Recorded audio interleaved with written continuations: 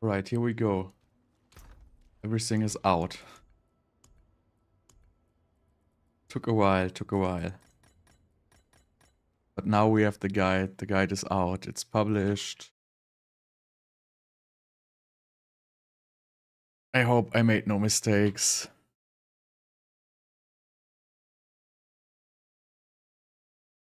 Let's see, maybe I should save this. Good idea, right? Okay, let's see. Okay, I guess now it's published finally. So yeah, so what I'm gonna do is I'm gonna like level some more glyphs to like level 21. And those I need for the next build basically. That's what I'm gonna do right now. So I'm gonna do a couple of T100s here. Gonna like sort through them here real quick because we don't. I'm actually gonna start salvaging those. Ready? Because I don't want to play them anyway. Do that here real quick. It more.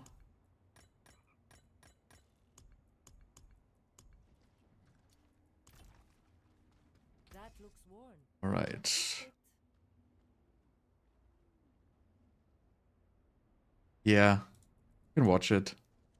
It's at least it's online. So let me just like this time I'm smarter, right? I'm like just killing all the death pulse ones. Really don't want to do it. You can still use these. I don't. Well, actually, I can play Stormbane's Wrath. I don't care. I'm like fast enough now, so I don't really care Stormbane's Wrath anymore.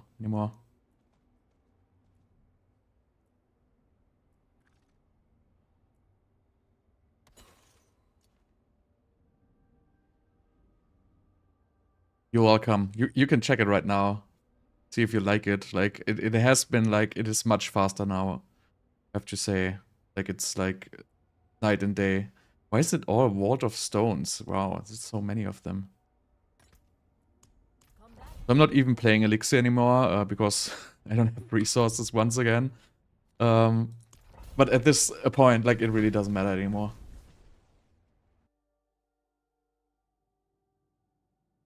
Yeah, how's it going? So this is last chance for this build, right? As soon as I have my glyphs up, I will continue to the next one. I guess I explored everything. Let me just see if I have my stats correct. Yes. I really have to do some Helltide farm. But I just can't, like, I can't do it.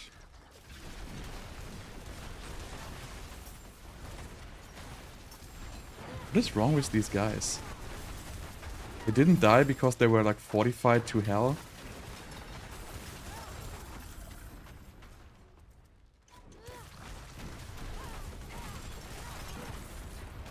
I don't even know what I'm picking up. Am I picking up anything? I'm picking up rings, amulets, focus. Rings, amulets, focus. Rings, amulet, focus. I actually need like a helmet for the other build. It works great on bosses. I just don't have the perfect mana regeneration because...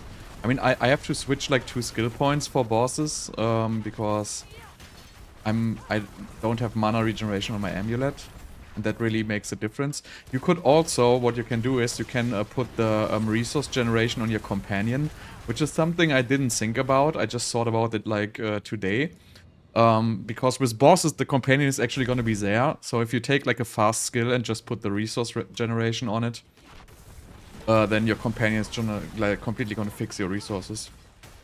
So that is also an option. I just didn't like think about it because the companion is so useless. So I didn't think like you could fix your mana with it. But you actually you can. It's like easy. I'm not doing it because I'm not running bosses here.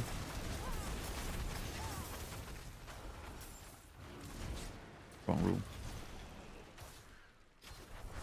But yeah, so I like completely optimized the Paragon board. Like at this point, I'm like super high on damage reduction. I have like, I don't know, like, I wouldn't say infinite damage, but let's just say I have a lot of damage. Like these, I was just gonna say these melee guys don't do anything to me, but obviously like this wolf is like doing like a 3-hit combo, and you really don't want to eat this. I just like decided that wasn't really the smartest idea. But usually like this, you know, they will be immobilized and they won't even touch you. But, well, yeah, if you're like too sloppy, that can still happen. I mean, you can always die in tier 100 unless you have like an immortal build, right? And this is like definitely not an immortal build. Like just a regular build.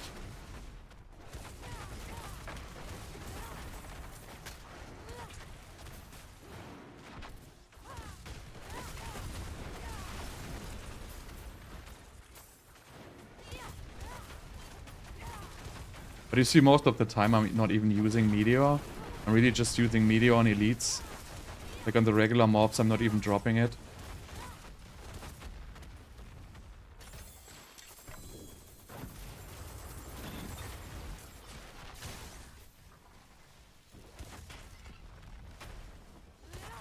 No, Firewall wasn't... I never preferred it. Firewall was like a temporary build. Because I had no glyph levels and everything, and that was basically just my leveling build, and I just used the Starfall Coronet, and, you know, I just wanted to clear like a fast tier 100. But Firewall is not a good skill for like any kind of pushing. Like Firewall is like all kinds of burning damage is just for like early game, mid game leveling, but it doesn't work in the later games anymore. The burning damage just doesn't scale. It's way too weak.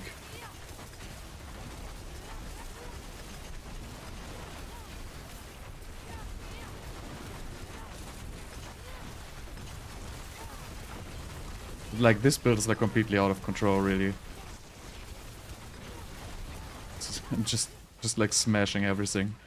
By the way, like there's a chest spawning now here in the middle, and I don't know for what reason, because well, it's just an extra chest, but I have no idea why. Like, why won't you just like put it here? It's like super strange. You can get the... Well, at this point, you can probably get the helmet, like, at any level. You just gotta find a group in the Discord. You just gotta fight, like, a Beast in Ice rotation. And, I mean, I got mine at, like, 85, so you can definitely, like, start, like, at level 80. I wouldn't even, like... Maybe you can get it earlier, but, you know, you wanna, like, be careful that you know, you're not leeching. Like, if people see you're leeching, they're probably just gonna kick you. But I mean, probably at this point there's also like level 100s farming it anyway, so they might just not even care.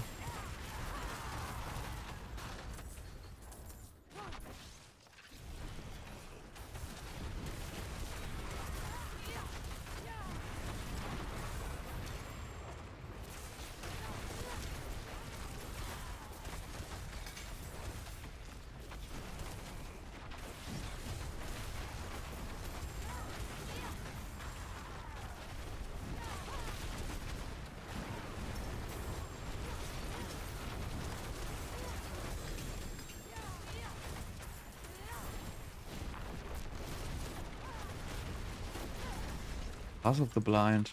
I'm like trying to figure out which nightmare dungeons are playable and not, and I just found one which was like super terrible, but I don't remember what its name was. It was not Path of the Blind. I mean, I found one helm in Vault. I found 3 of them already, and I really just like found one target farming it, and the other 2 I found just randomly, so... But I mean, if you randomly, like, if you really want to have it, I guess you should target farm it, because, you know, it might take a while until it drops, like, naturally. But it can drop everywhere, technically.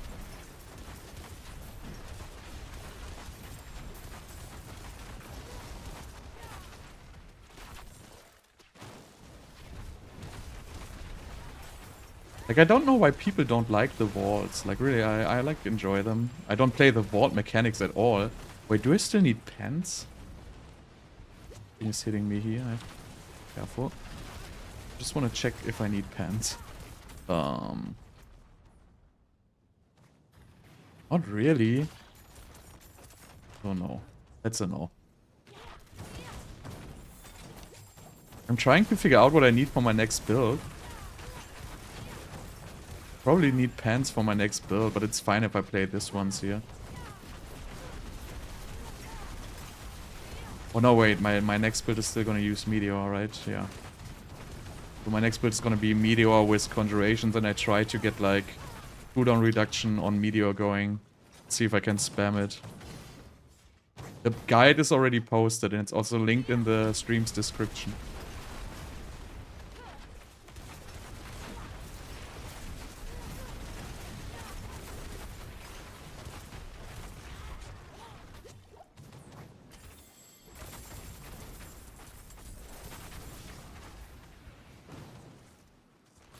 Can these little chests also drop like the sigils? Probably not, right?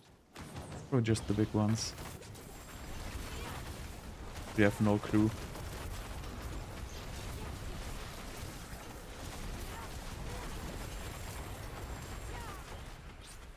Oh yeah, exactly. Gloves. I have to pick up gloves. Like, gloves are like the most difficult item to get, I feel like.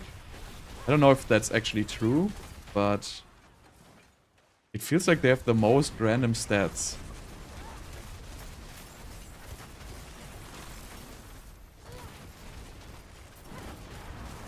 Faceless Shrine, what was that? I have to try the other Nightmare Dungeons.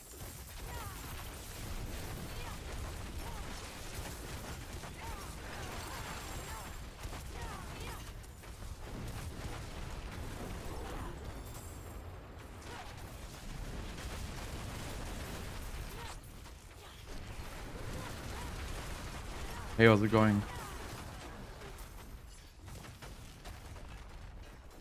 So this is really like, I don't know, almost too easy, I feel like.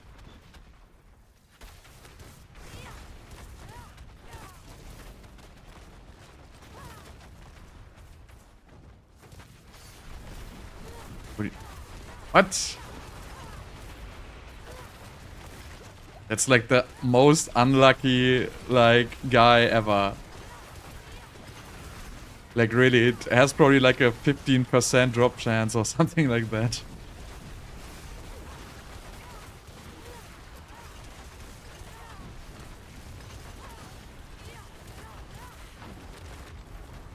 I really like the range of these fireballs. Like, they, like, travel so far. No. I don't really need anything out of this dungeon. Like, I know you have to farm it for, like, getting the super construct, whatever, plus 4 skill stone. But, I feel like you have to do that in a group rotation. Because, you have to go to, like, four pathways. One left, one right, one top, and whatever. So, that's really gonna... let's just, like... I think it's gonna take 4 times longer if you do it solo. And I really dislike these kind of farming abilities. Farming activities. It is, like, really something I do not enjoy at all.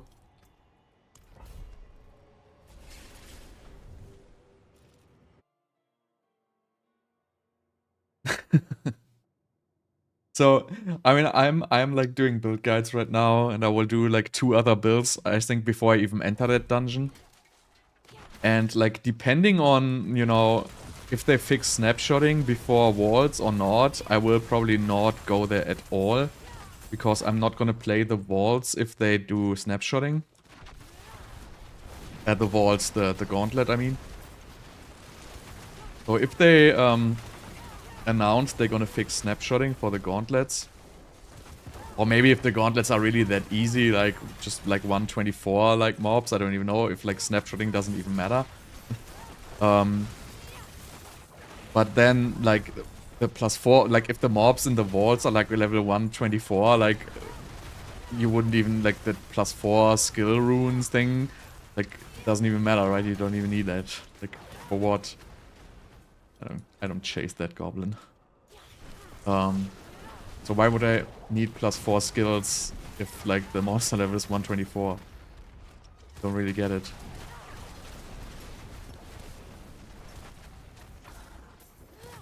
But I don't know yet, like, it's completely out in the blue right now for me if I'm gonna do it or not.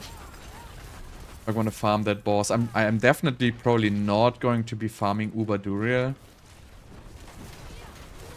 Because I feel like the strongest build is gonna be Meteor anyway. So why would I, like, I don't need Shaco and I don't need Starless Skies really. I know it's strong, but it's not worth the time for me to farm Uber Duriel. Like, I don't really need that power spike. So I might just really not go Uber Duriel at all.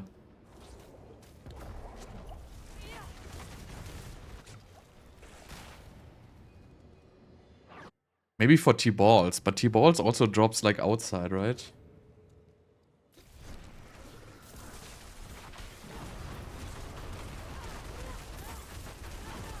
Oh, these are kind of beefy. Maybe I have fire resistance on here.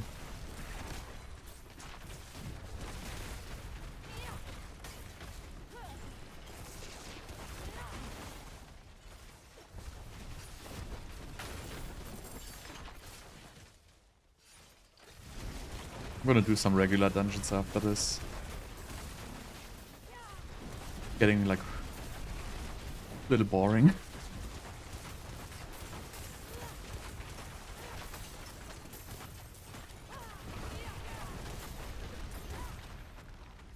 But I mean, the range on this fireball is just nuts. It travels so far. Yeah.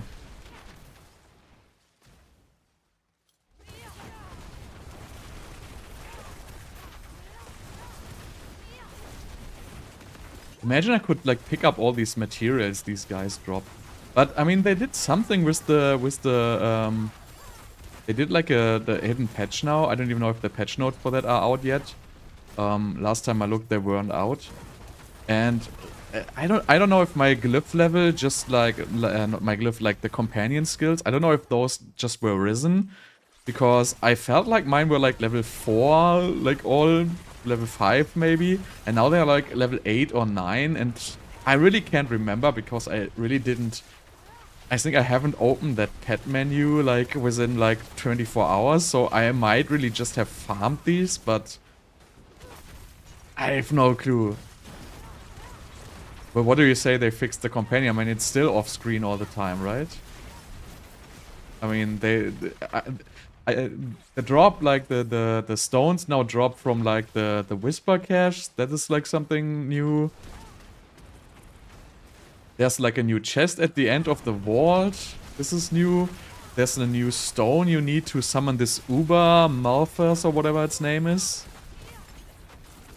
But I don't think the companion changed.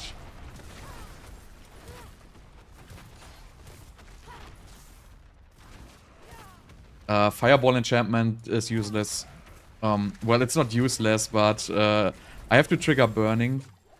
So the only option I can do really is firebolt enchantment, because burning I need to apply burning like directly, because all my bonus damages to burning and all my damage reductions from burning.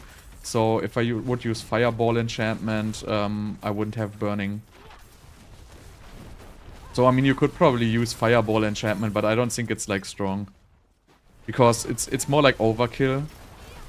Like, I kill all the groups anyway with, like, 1 or 2 Fireballs. So, a Fireball enchantment would just either overkill that, or on a boss or on an elite fight, it wouldn't have any effect at all, basically. So, Fireball enchantment is more like for early game farming. Obviously, if you have like an elite pack which is surrounded by non-elites, like the fireball enchantment does a little bit of extra damage. But yeah, so in this build, like, you really don't have an option because you cannot trigger burning. So I don't see this construct here like fixed. honestly. I think it's still exactly the same. I just think they added something to the glyph levels or something like that. I don't even know what they did. But I just feel like all of a sudden, like, my companion skills are all like level 8 or 9. I don't think that was like this before. Well, this is like a little tricky.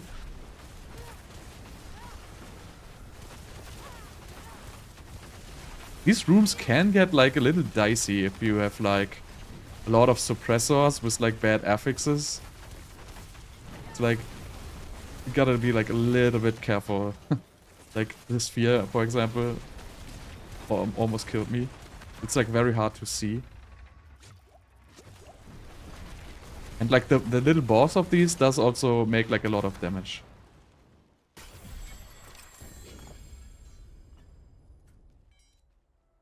Ah, on. Okay, so they changed the XP requirement. I get it. Okay. But wasn't... So they made it like it just needs 1 level in the beginning, because mine still need like 5.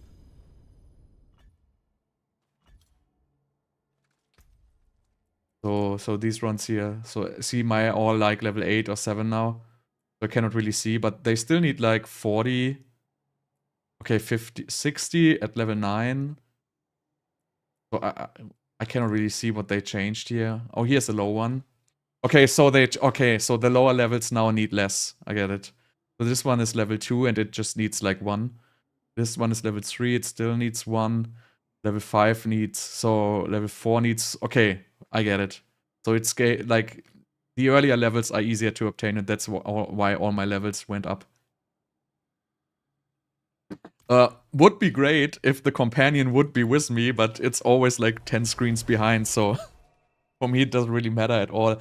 Other than boss fights, like boss fights or the last room in this dungeon, there you have the companion. But in a real nightmare dungeon, if you're like going fast, it's like always off screen.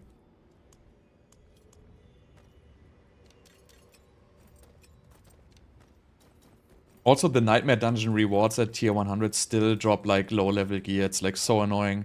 Like always when I sort through my gear, look at like, because I only pick up like very little gear. Like half of the gears like level 8 whatever, because this end of the Nightmare Dungeons just drops like this junk and it directly goes into your inventory and it makes me crazy. So let me check these dungeons again. Let me check Blind Burrows.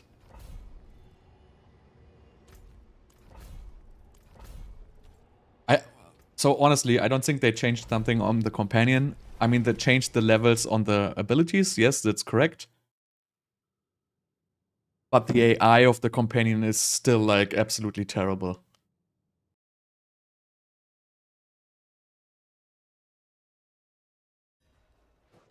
Okay, Blind Burrows. I have to check, like there was one like of these dungeons which was very terrible, but I don't think it's this one. Okay, with these exploding guys, right, you actually, either you're gonna go fast, right, so these guys explode behind you, and I'm gonna show you how I do this right now. Or you have to like play extremely slow.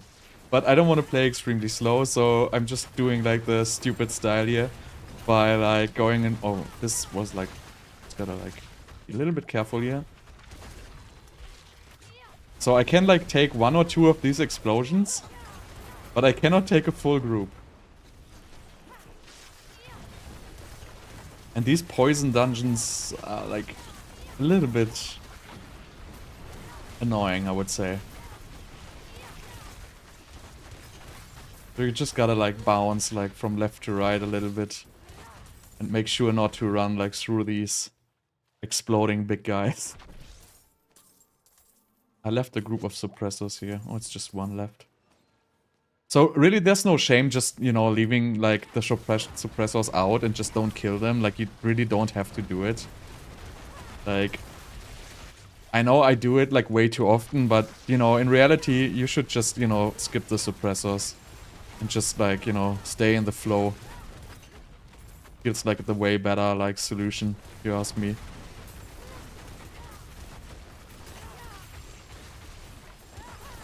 Ah yeah, right, it's this dungeon. Gotta kill these little guys in the edges.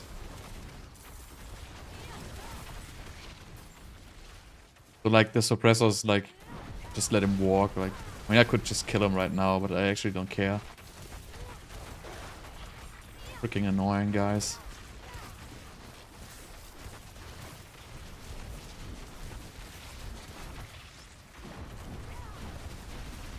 I mean, you just gotta jump in and like drop 2 meteors and the suppressors are gonna be gone easily, but... You know, you have to have the 2 meteors up, you have to have flame shield up. So it's like a lot of... I mean, I find it annoying. Like, sometimes you have to wait for flame shield to become up to kill the suppressors. So usually I rather like just try skipping them in the first place. And one thing like I really like enjoy, which is like a huge W, is Juggernaut's aspect. So before we all had to use Disobedience, right? So our armor would be there after we, you know, attacked a couple of times. And you always would get like randomly one-shot by stuff if you like hadn't attacked for like a couple of seconds. And I felt like that was like the most annoying mechanic, and I complained about it last season all the time because I, you know, kept dying and dying. If I, like in AOZ, like I couldn't find like a mob for like, or mobs for like an extended period of time. And, or the Bloodseekers would spawn and I would have no Disobedience stack and they would just one-shot me. And it was like the most annoying experience like ever, I would say. And now they put like out Juggernaut aspect, which pretty much just gives you flat like 4 to 6k armor, which is like completely broken. And like it's way too much, like it should be half of it probably to be like even with other aspects. But basically means like I have now kept armor like without any problems. I don't even need armor roll on my amulet. And the armor is there all the time, so I don't have to like stack Disobedience. So it's like such like I can't even express like how much easier it makes the game. Where's this there? Yeah, right. So really highly recommended. If you're not using Juggernaut's aspect yet, just, you know, get Juggernaut's aspect. Yeah, I'm super happy with it. Like, I cannot really find anything to improve, really. Like, the only thing which can be improved at this point is, like, super min-maxing the Paragon board. So if you had, like, some better armor with some better armor rolls, and if I had a perfect Juggernaut's aspect, I could get probably get rid of 1% armor roll on my armor pieces even. Get a 6k Juggernaut's roll. So I would be able to, like, basically improve 1 stat on my armor pieces. And a couple of all resistances could be, like, tweaked in Paragon. Right now I'm, like, overcapped on armor, and so I could just put some more, how do you say, some more diamonds in my rings, in my amulets. And then I could probably, like, you know, get like 2 or 3 free nodes in Paragon. So I could probably like tweak out like 20-30% additive damage or something like that somewhere. Or Juggernaut's in the Codex. I haven't clicked like the seasonal journey for like a long time. So by the way, like the boss right now, as you see, I still go out of mana because I'm missing the mana cost reduction on Amulet. So if you want to really like do bosses, you go to the skill tree. You can basically remove like worms and like go into Soulfire. If you max out Soulfire, like you don't have any issues with bosses. Or again, you can just, you know, get into your like companion and just get this this resource support somewhere. I don't even know where it is. There's some resource support, right? It. Interesting. Am I too stupid to find it? Ah, resource support. So this is like pretty much like resource support is so freaking broken. Like, look at this. Like, it gives you 10 resource when supported skill first deals damage. And I'm using Focus Fire right now, right? It has a 2.5 seconds, but you can use it's Tempest, I guess. Is it Tempest? There's one which is extremely fast. This one, yeah, Tempest. So Tempest at 0.8 seconds, and you can use this even with attack speed to get it down to like 0.6 seconds or something like that. So it's gonna regenerate basically 10 resource every 0.6 seconds. So like if you do this, like you don't need to worry about resource anymore. It's completely gonna fix your resource. So if you're like really having trouble, just use this and you're good. So how much does the Juggernaut Codex version give? Yeah, there's a new build guide in the channel. It's also in the description of this stream. Where's the Juggernaut's aspect? Oh, I don't have it. Okay, so it's like 945, so... I mean, yes, it's in the codex, but, you know, throw it away. Like, it's completely useless. Like, 945. If you're low level, I guess it's good, right? But for, like, endgame, it's, like, completely garbage. Like, if you see, like, a 925 Juggernaut's aspect has, like, 4.1 to, like... it has 3.9 to 5.9k. So that codex one is, like, a sad joke. But nice they put it in there, right? I mean, they obviously are not able to scale it with, like, the item level. No, this doesn't work with Shaco. You need Starfall Coronet. No chance. What was I gonna do? Pick the Nightmare Dungeon? Right.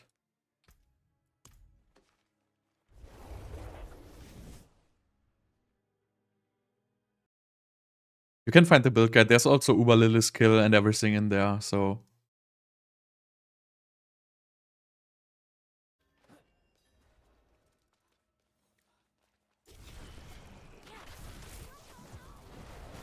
Uber Lilith, I just like did like super slight adjustments to the build. I think what did I even do? I just fixed the mana cost basically, and I think I removed, I got Conjuration Mastery. Well, this guy doesn't want to die. Wait a second. Just fix this guy here. Do we have fire resistance? Oh. Ah, vulnerable resist, okay. That shouldn't matter all that much. These vampires are just crazy.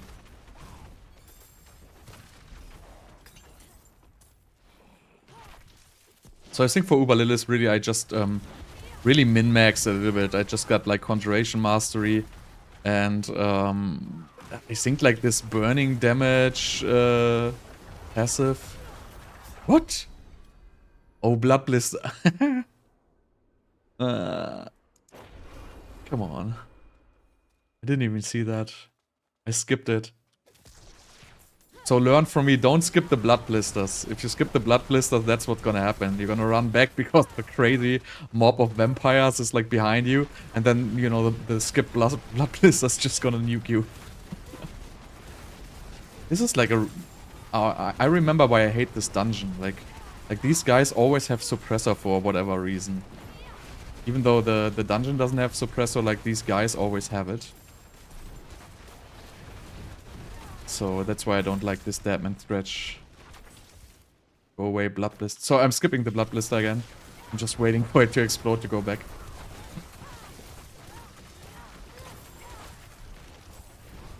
Or maybe the guy is gonna come by itself, right? Yeah, there he is. Stupid Blood Blister. Just die. I don't know, like, no, I'm not gonna play this dungeon again. Like, these vampires are like... This is like, it doesn't have enough mobs, really. I don't like it.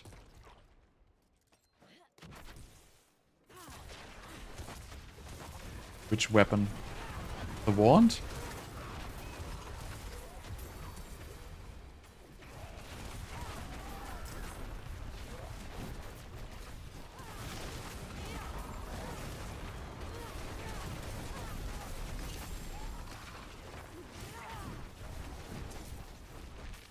So if you mean which specs like the wand has, like the wand pretty much always has the same specs for every Sorc build. You always have intelligence, you always have all stats, and then you have 2 preferable damage stats. So in this case you want to have like critical strike damage, or damage to burning, damage to distant, damage like vulnerable damage. damage to crowd control, like pretty much all of them work. You just don't want to have core or mastery skill damage because it's just gonna be for one skill. But besides that, it's always the same for every build.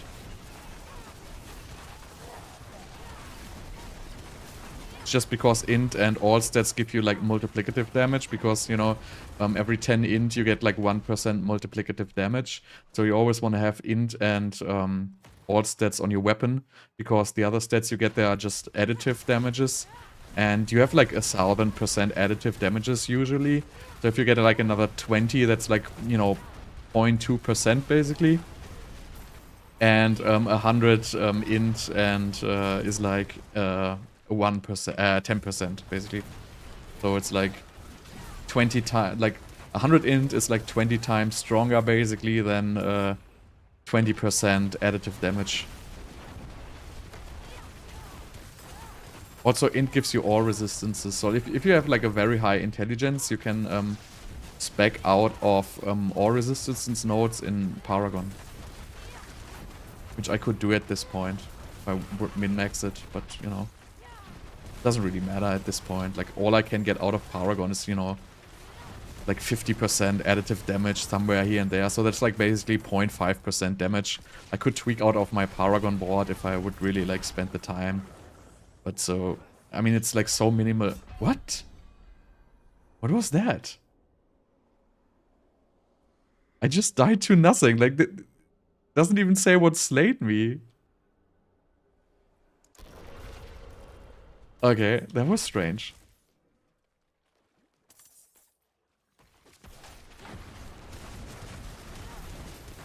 But good I don't play hardcore. I have no clue what that was.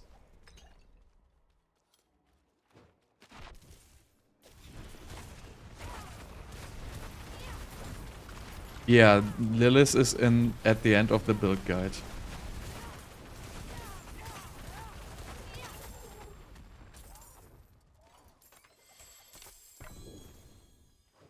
But I mean, this is not like the perfect build for beating Lilith. Like, this is not a single target build. But you can absolutely do it. And I just noticed, but I don't know, maybe I'm just too stupid.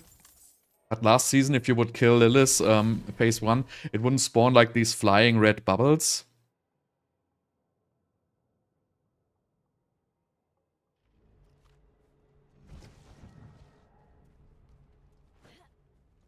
I don't understand that. What's my thought on the Blizzard build? It's a great build, has always been a great build, and still is a great build. It's exactly the same as last season, it's exactly the same as Eternal. And it's still a good build. But it's I don't think it's as strong as this one here. Depends how you build it. But I mean it's a very strong build. What I don't like about this is it's a little slow.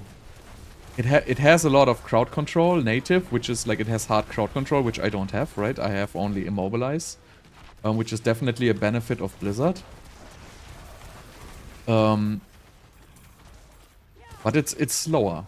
Like you need to stack like at least, you know, 3, 4, 5 Blizzards until you start like making damage. And it like kind of builds up slow, like the damage curve is like a little bit slow. Once you have stacked like a lot of Blizzards, you do absurd damage. But then the elite packs are already dead and you basically stack the Blizzards for no reason. And with this build, like I can do the damage much faster, I feel like. Like I just gotta throw a couple of fireballs and everything is instantly dead. And that's like, with Blizzard, it's just a little bit slower. Also, like they all use T-balls with Blizzard, which gives you like less defenses. In generally, I just don't like T-balls. I feel like it's an unnecessary item to receive like a 40% damage buff, and I don't like the concept of the item. It doesn't make any sense to me. But yeah, so I mean, I can totally understand playing T-balls because it's basically well, it's not free, but it's like a very strong 40% damage buff. But I rather have my defenses at this point. I don't see like a reason where I would need T-balls, because I don't need the resource generation of T-balls, and Blizzard kind of does.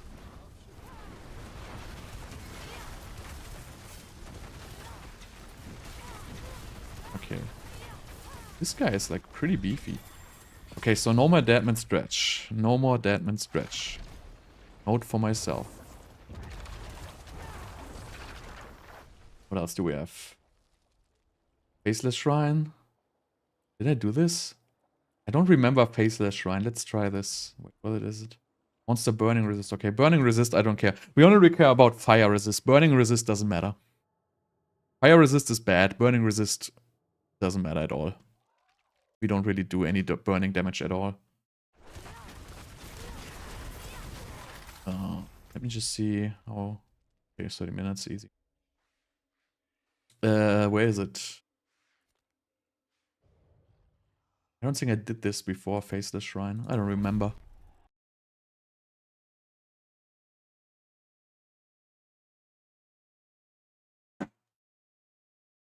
There might be a better build still. I mean, so far I haven't seen one, but, you know, I'm gonna try to bring this build down to, like, a 0 cooldown reduction with conjurations. And I wonder, it might be really crazy. I mean, it might be completely useless because the mobs die so fast and I don't have anything to test it against. And that's, like, kind of my worry. Like, if I build, like, you know, if I build basic skill... Hello? Please don't stun me. If I build basic skill conjurations, I kind of need targets to hit. And if the targets die way too fast, the build is not going to be very strong. That's why the conjuration skills were like these builds were like, you know, everybody was playing Ice Blades, Enchant, and, you know, overflowing energy and all these infinite, you know, cooldown reduction, low life stuff. And that worked great because the mobs in AOZ were like so freaking tanky. But if you just one-shot all the mobs, like these whole combos, like they don't even work at all. So it might be like a fun build, but it might just not work because the mobs don't have enough HP. That's like what I'm worried about right now.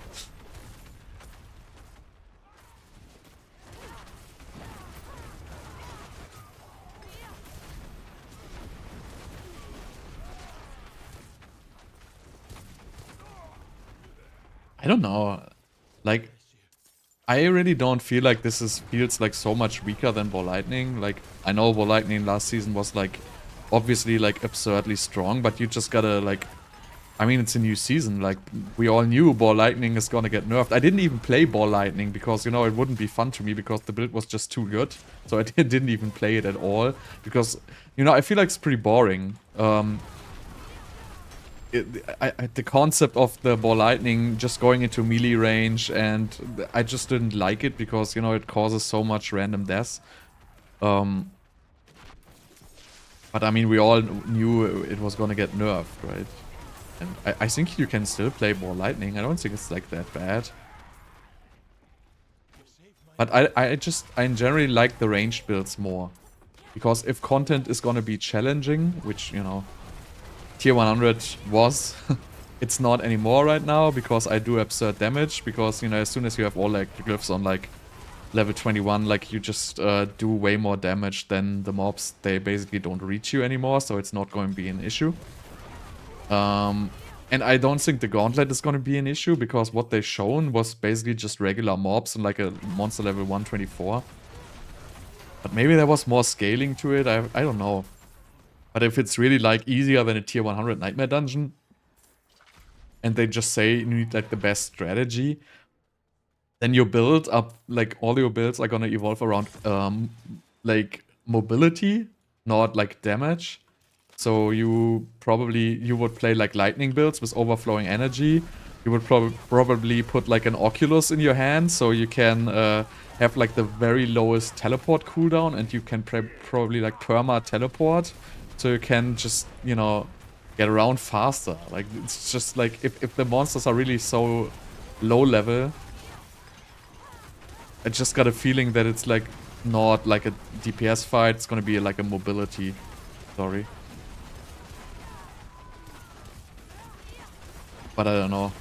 Just speculating here. Oh. What is this Faceless Shrine, right? Oh, this has the ugly boss. I remember. Like the forget the name. The worst boss. Mother's Judgment.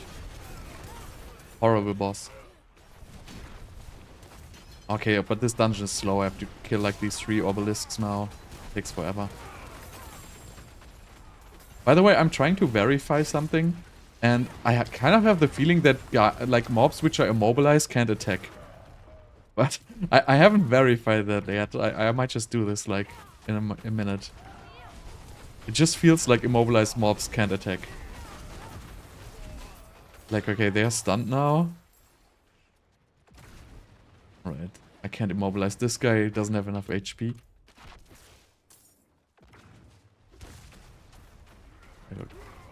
Ah! Last wave shrine. Right, immobilize. Just too short to see. I don't even know. I don't care at this point. It was just my feeling. Also was my feeling if you immobilize a mob, the attack animation of the mob would stop. I don't know, I just like somehow feel like immobilize is like absurdly strong.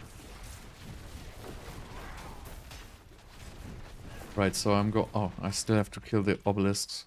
God damn it. So Faceless Shrine is another dungeon I don't want to run.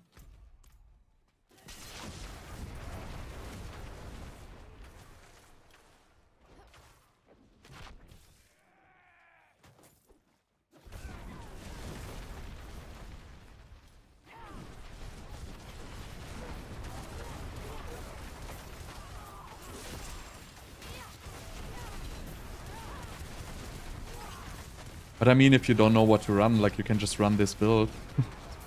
I mean, you can just change it at any point, right? Like, this build is not so expensive to make. And all the items, except for, like, the uniques, are, like, pretty much general items. Like, you would use exactly the same chest piece, exactly the same pants, exactly the same amulet, like the one ring I'm using. Like, these are all, like, pretty generic items. Like, nothing really special on there. Same for focus. Like, you pretty much use like stats you would use on all other builds as well. So the only difference is like the gloves and the helmet, which are obviously uniques. But Asus you would run anyway on pretty much every build. And Rasha ring you would also run on every build. Not even running X-Forts. X-Forts is like a little bit more hard to come by. You technically have to farm Duriel. Right, yeah, there's the Mother's Judgment.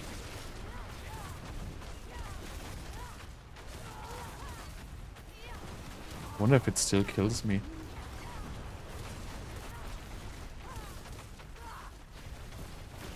So yeah, this is like annoying without the mana regeneration.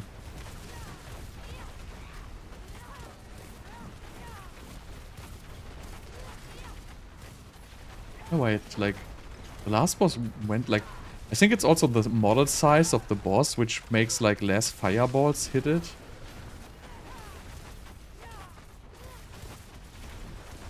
This is gonna take forever without mana rec.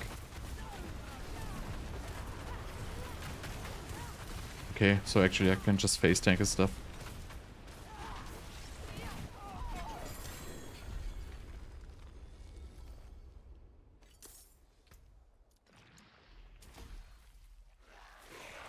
No, I found the gloves like somewhere randomly.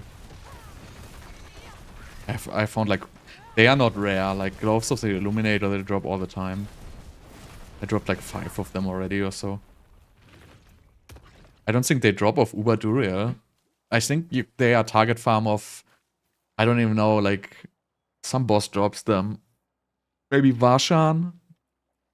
I'm not 100% sure right now.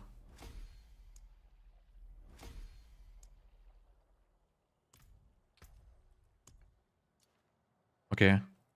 So you would get it anyway because you need to farm that boss for Duriel. Let me just salvage some stone sigils. You also want to take a look at if you're like running nightmare dungeons, which is, you know, I know it's like a huge pain in the ass to find out which nightmare dungeons have whispers on them, but for the vaults it's pretty easy. So I keep doing, like, at least I do the vaults which have the whisper on them. Because you just gotta look at the map. It's pretty easy to spot them. For the other nightmare dungeons, I know it's like a big pain in the ass. I hate it. Yeah. And yeah, and these caches here drop the governing stones now, by the way. You didn't know. So basically you just click here and you can see this is like the dungeon which is always highlighted with the thing here, so Vault of Stone. So highly recommend doing that. Wait, so I wanted to salvage all Vaults of Stone except for one, right? Let's keep one, which is okay. Do we have a like really good one? Like cooldown reduction or something like that? Fire damage? Quick killer? Increase critical strike? Oh, I have so many. Extra shrines. I like extra shrines. So let's kill all the other ones here. Gonna find way more than enough of these. Come back if you need the forge. So see, these drop tuning stones now.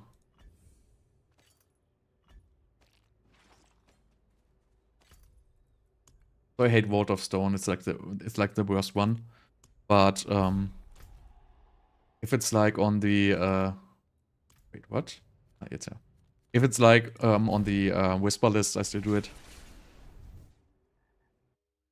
It's basically free 5 whispers. Or whatever it's called. Keep forgetting it.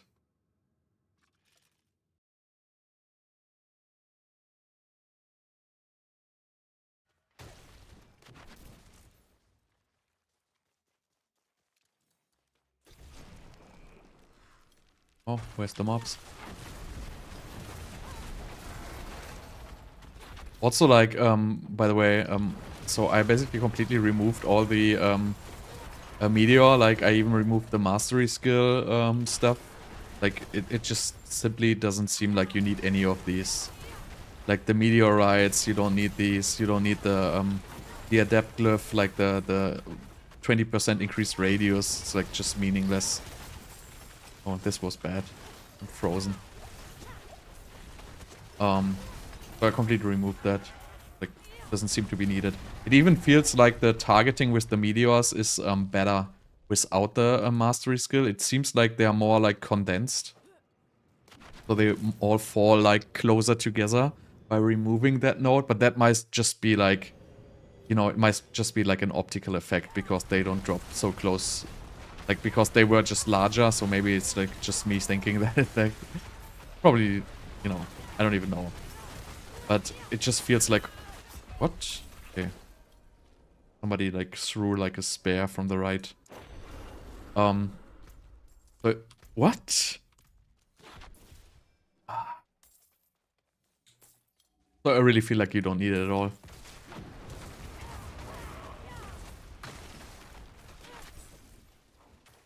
Even though I hate it because it's one of the int glyphs, and I don't really have any intelligence glyphs except for you know, elementalist and enchanter. So I really hate that all the glyphs are dexterity. But in general I totally hate that. Because we have to choose like pretty much all the dexterity glyphs and some willpower glyphs. And dexterity and willpower are, well, essentially completely useless. So I would rather like, you know, have much more intelligence based glyphs so I could get like more intelligence. So I really hate that whole concept. Like, it's like really, for example, if you play like Rogue, you have like such a great advantage because all your glyphs are going to be dexterity. So you basically get glyphs and main stat. And just for Sorg, it's like super annoying. Oh no, not the butcher. Oh, I have shrines, by the way. I can just shrine this butcher, right? Crazy. Wait, where is he? Can you hear me? I'm confused.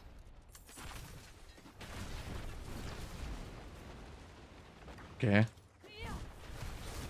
Guess he's not here.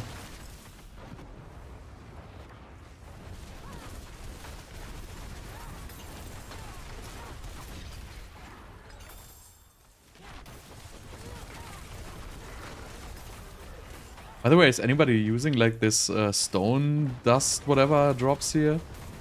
Like I haven't used these. I can craft like these stone caches with it.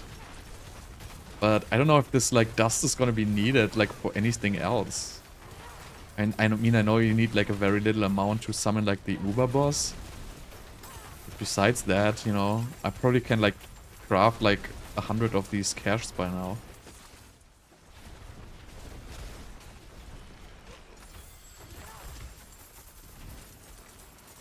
Why is the chest dropping the... By the way, like, the chest is dropping the gold, like, so slow, so nobody would stay and wait for the gold to drop. Because I would have to, like, stand, like, 5 seconds next to the chest to pick up all the gold, which is, like, you know, 200k or, like, 400k gold in total. So basically it's just nothing.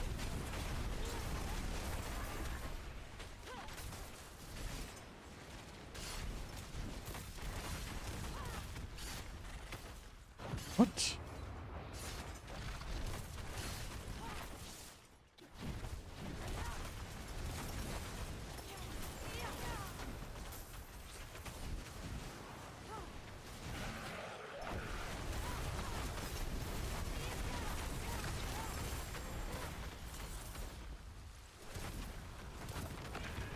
What is this? He doesn't want to die.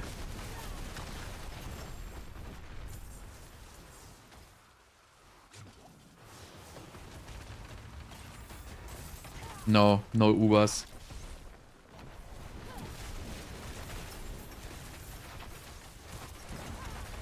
The stupid thing is with making the Coronet, they pretty much removed the requirement for Shaco even more. Like Shaco would be the only strong Uber unique anyway. Well, now Ring of Starless Skies is strong, but it's not absurdly strong.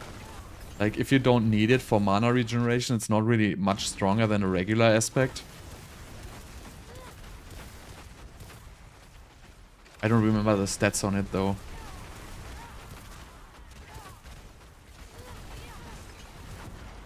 But I really don't feel like farming Uber uniques once more. Like it seems like a flaw in the seasonal system that you would have to farm the Uber uniques again because it like takes so much time investment. And then, you know, once you are back on Eternal, you basically have multiple Uber uniques which are like completely useless. So why do I like now there's no chest there? Like, oh okay, so it just took an hour for it to spawn. Yeah, you need the Starfall Coronet from Beast in Ice, and you need the Gloves of the Illuminator from, what is this called, Grigoire or something like that. That guy you need to kill to farm Duria. Like, why would I even...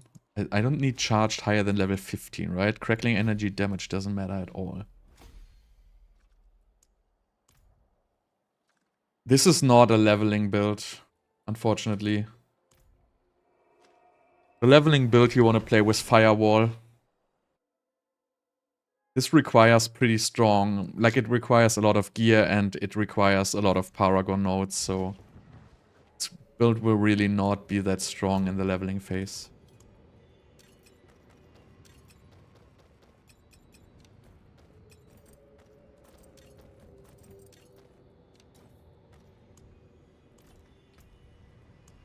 Would it even matter if I get some kind of elixir? Like, I'm too lazy to even do it.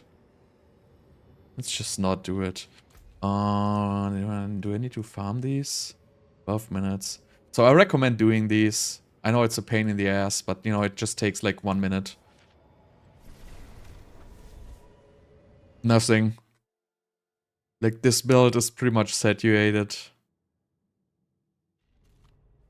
Like, at this point, I can... Like, there are some things I can min-max. Like, if you look at my gear. So, if you have a better Juggernaut's aspect, if you had 6k Juggernaut's aspect, you might be able to remove 1 total armor roll from your pants or your chest piece. Or you might be able to use T-Balls. But I don't think I don't even know if T-Balls is going to be better than 4 ranks in Meteor. So basically,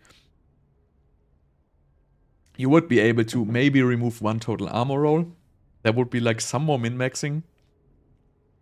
And then my amulet basically has a dead stat, which is damage reduction. And Lucky Hit probably is also a dead stat. So I could definitely get a better amulet.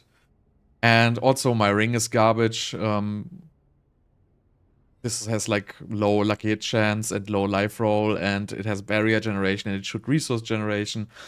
And also my focus has like pretty bad rolls, but you know, besides that, there's nothing to optimize. Like everything I could optimize from this point would maybe give me like 5% more damage in the very end. Or like using T-Balls would probably, you know, it would be possible to use T-Balls. That gives you like more damage, but you know, at this point I don't really feel like I even need damage. So I really don't see any optimization. No, you can't. Melted Heart of Selig is like... Well, the new one is, I guess it's like a little better now, right? But it's not for this build. This build has no strong resource generation. If you want to use Melted Heart, you have to use lightning-based builds with resource generation. I mean, you can use it, but you're just gonna lose like 60 to 80% damage from your amulet, basically. So I would like highly not recommend doing that. Amulet is basically the strongest damage modificator you have. And Melted Heart has like no damage on it. Yeah, it is not damage, it's additive damage. So 100% additive damage is 10% more damage, basically. So don't make the mistake thinking that is any good. So a regular amulet, for example, gives you +3 ranks to like one of the passives. So in my case, it's Devouring Blaze. So Devouring Blaze gives me 30% multiplicative damage. So that's already 3 times more damage than you have on your Melted Heart. Then you can get +10% intelligence. That's another 10%. So we are at 40% right now. Then you can get +3 mastery skills. So if you put +3 mastery skills on your Meteor, I don't even know what it is. Like, that's probably another 10% if you like, you know, it's like somewhere around that range. And then you have even another stat. So it is just for special builds to become like immortal or almost immortal with builds which have a high resource generation.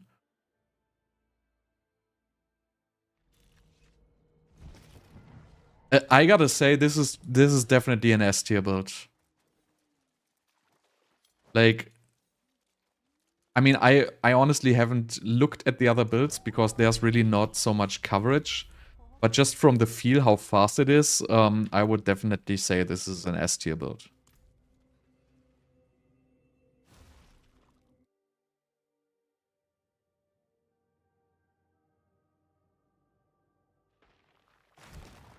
Also, by the way, doesn't Melted Heart give damage? I mean, I haven't seen the new one, but doesn't it give damage reduction while healthy?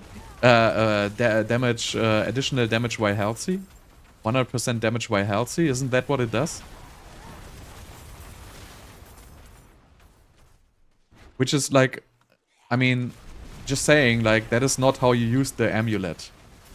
Because Selig is used for low life play. So maybe it's while injured, but I think it's while healthy, right? Yeah, so that is basically, I mean, you know, if you're like low level, like, no, you're not low level and having an uber unique, right? So it doesn't make any sense. I mean, I kind of understand, but, you know, most of the time this amulet will be played with low life. Because, you know, there's no point in playing this amulet if you are just playing a regular build. Because you're just gonna lose like 1 trillion damage from your amulet.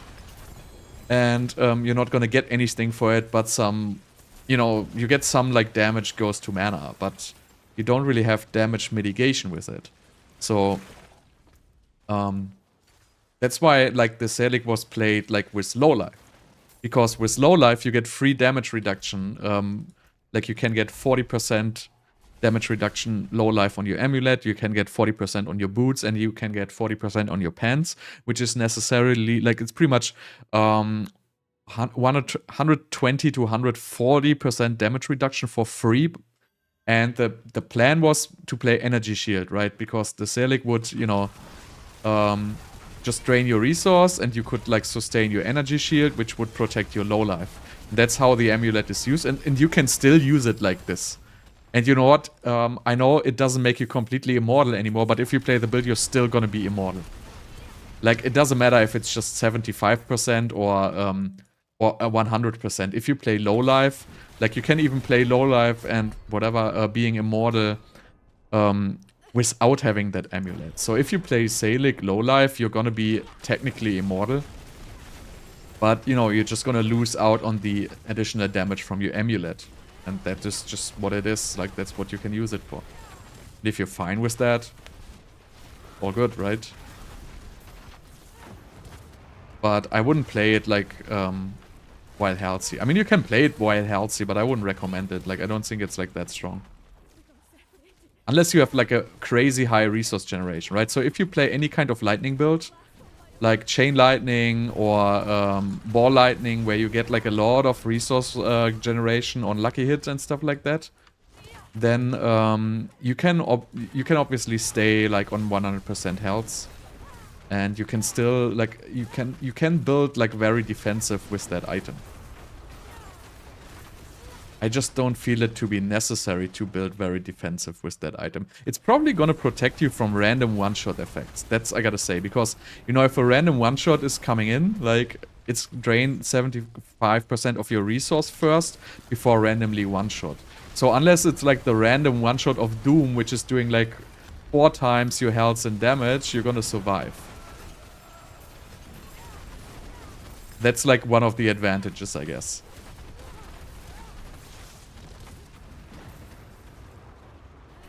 Again, you can use it, but you're gonna lose on... I mean, with this build, you can use it, but I wouldn't do it, because this build doesn't synergize it with it at all. Again, you want to use lightning builds, because lightning builds have high resource generation. This build doesn't have very high resource generation. If you play a lightning build, you can play the board with, what it's called, the static search board, I guess it is. Which has, like, extra mana. You usually would use the... I mean, you could use the Elemental Summoner board, which has more mana, so you could, like, build, like, up to, like, 200 mana. And then you would have a lot of lucky hit mana regeneration from lightning stuff. And you would basically, you know, you could tank with your resource and then use, like, your mana regeneration to refill your resource. If we would have put, like, the Selig on in this build, you would just drain your resource and you wouldn't have enough resource to cast any more fireballs. That's exactly what would happen.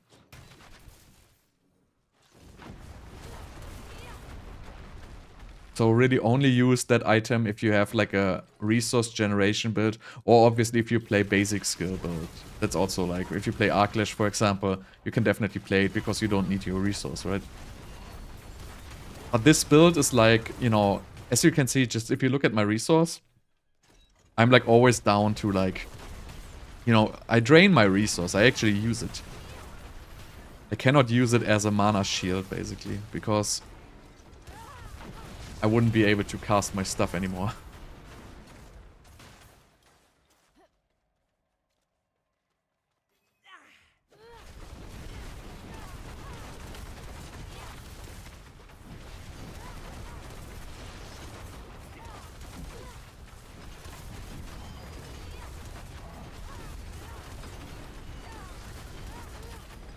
This boss is, like, fun.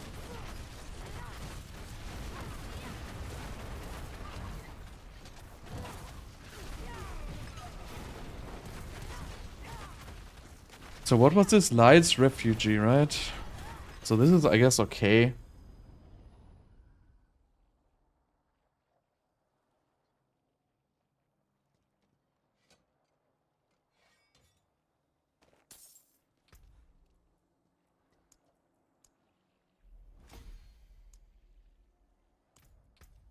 What else do we have?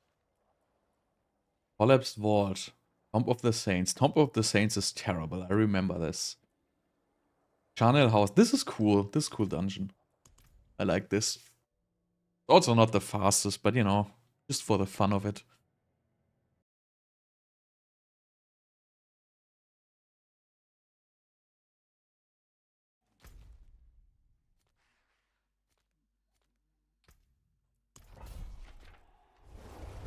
No.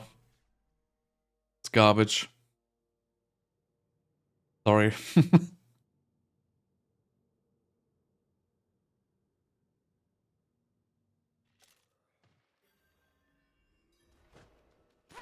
Like, the thing is, Soulbrand, like, you know, you want to have total armor on your chest piece. Really, that's what it comes down to. And you want to have aspects. So, it is not even slightly, like, if you just think about it, right?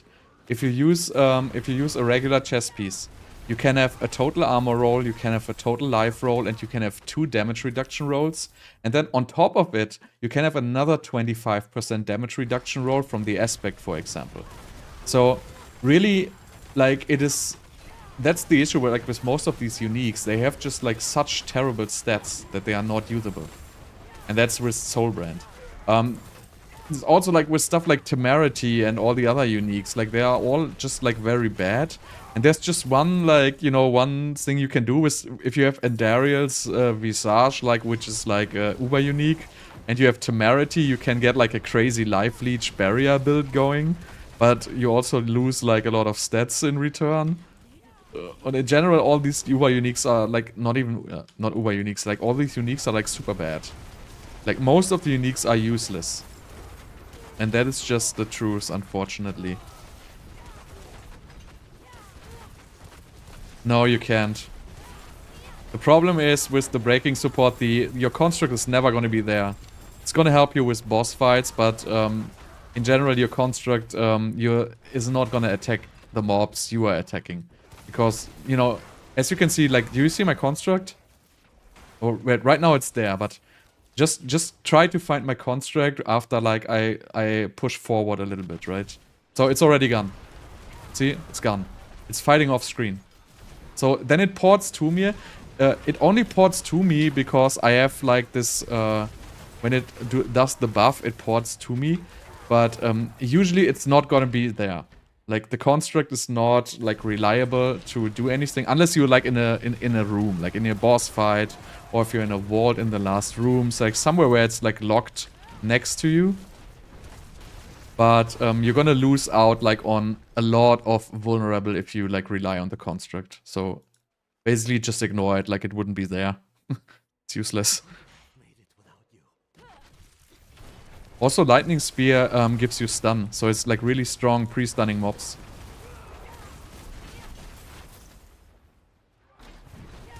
Where am I even going here? Oh, free the prisoners. I don't know. Does anybody play Ball Lightning this season? No clue. I haven't seen Ball Lightning, but I assume this one is better, honestly.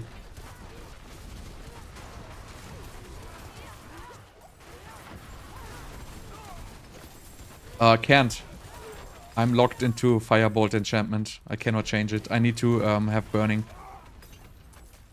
So, I mean, it's probably cool, but I can't use it.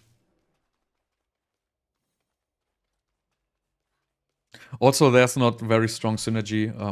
I mean, yes, it would apply Frozen, and we would get extra damage from Hoarfrost, but that's pretty much all about it. And we would lose a burning from Firebolt, and that would pretty much destroy like the entire build right there. So you're really locked into Firebolt enchantment. Nothing you can do about it. The Meteor is gonna do burn, but it's too slow.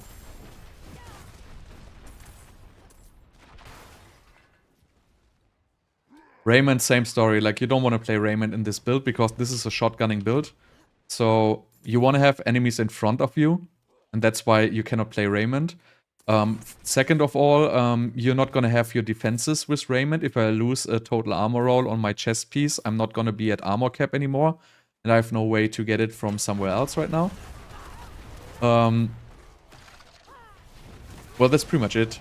But, so you don't wanna, as you can see, I don't wanna jump on the mobs. Because that's uncontrolled. Like, if I have mobs, like, everywhere around me, they're gonna kill me. So really, I wanna have mobs in front of me. And that is like, Raiment doesn't really make any sense. Also, well, personally, I don't really like Raiment. I don't like the stats of it. It's great for like the ball lightning style builds because you need melee range, but in this build, I'm actually trying to avoid melee range. Mother's Embrace, don't even like just salvage that, please. You can use Mother's Embrace and it will fix your mana, but as you can see, I don't have mana problems, so I would just lose on 30% damage from my aspect, so cannot use. I mean, I could use it, but it's not a good way of fixing your mana unless you like have no other choice. And it's also not the problem with Mother's Embrace is it's not gonna help you with single target, right? So I have absolutely no mana problems in like a regular Nightmare dungeon. Oh, Butcher. I only have mana problems on single target, and that's exactly where Mother's Embrace doesn't help you. I don't even know if I can kill this guy. Probably not. I'm gonna run away. Like, Butcher is like too hard for me. It has like this big ass barrier, and I can't break it. I mean, I could kill the Butcher, but the problem is it has life leech, so it would take forever. And so I'm just not doing it. This is like not like a broken single target damage build where you can kill it with in a reasonable amount of time.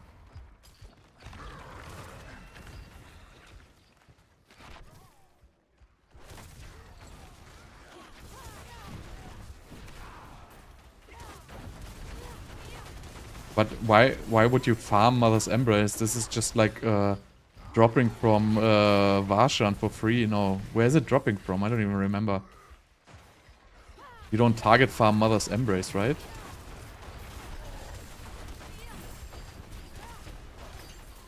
Can you just go away, please? Whatever, I'm gonna kill him.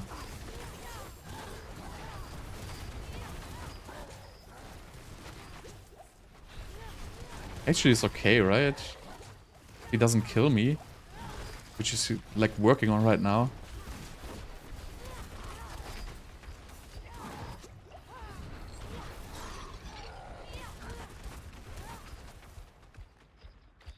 Like, stupid. I hate this Butcher. You have to be, like, running around all the time. I don't really like that.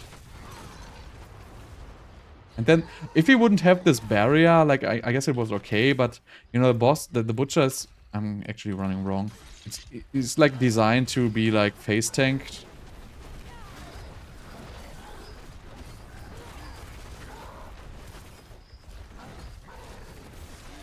He's just gonna drain, like, all your health potions, basically.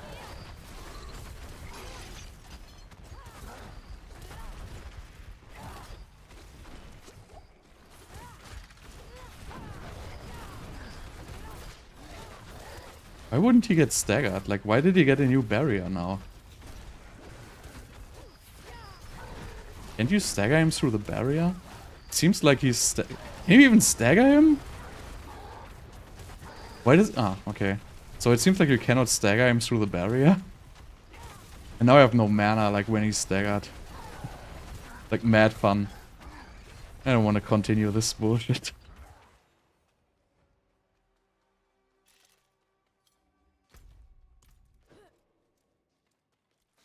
I don't know.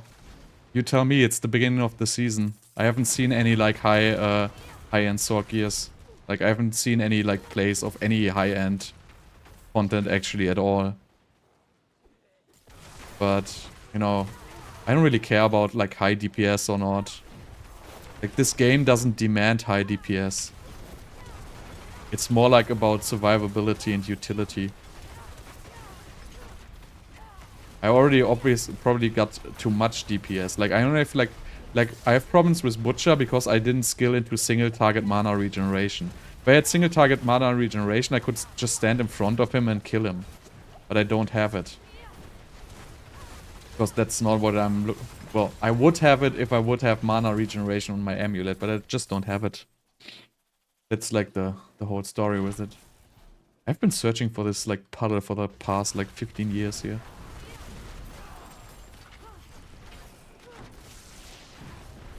No, the pet is completely useless. It's only useful when you're in like a single room, like the last room of the vault, or in a boss fight. Besides that, it's completely useless.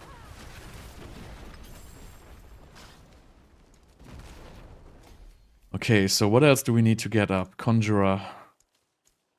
Let's go.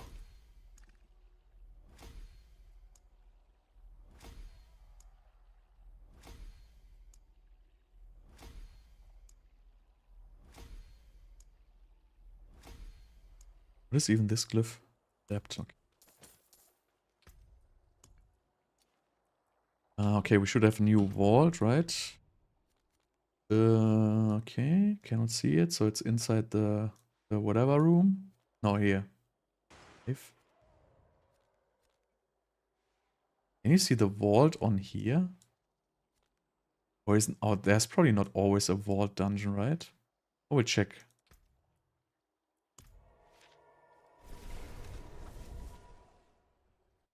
Yeah, but the skill doesn't work. I have it. As you can see, it doesn't work. I have the barrier breaking whatever skill, so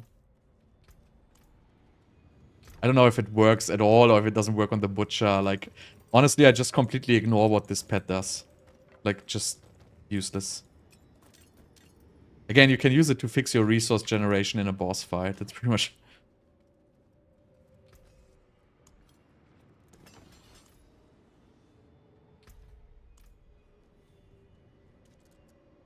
You can... Well...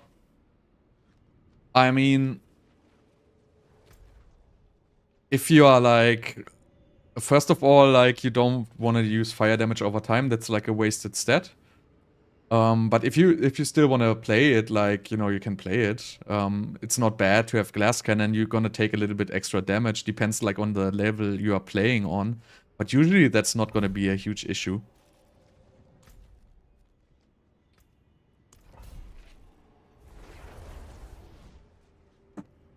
I mean, I don't know if the barrier breaking of the spider works, but it should have broken the butcher's barrier like pretty much instantly if it would work. And I also have it on pretty high level. I think I have it on like level 8 or something like that. 7. So I have it on level 7. Also, it says it instantly destroys enemy barrier effect. So it doesn't even say it's like a 70% chance. So probably it just doesn't work. It's like, I mean, it's usually like stuff doesn't work, right? Like in this game, pretty much nothing works like as expected. Most things don't even work at all. Like after I'm done with like builds in this season, I will probably like, you know, I always wanted to like take the time to take like a couple of days really and go through like every single skill and see if it works or not. Like every single offensive skill, every Paragon node, every passive on the skill tree, like really check if like for every single one if it works, because I know there's gonna be a lot of hidden bugs which nobody knows about. And I'm thinking that because, you know, I'm just gonna give you 2 examples, right? So, well, I should maybe not do this while this thing is hitting me. Ah! Damn it, eh. I'm just gonna give you an example. So,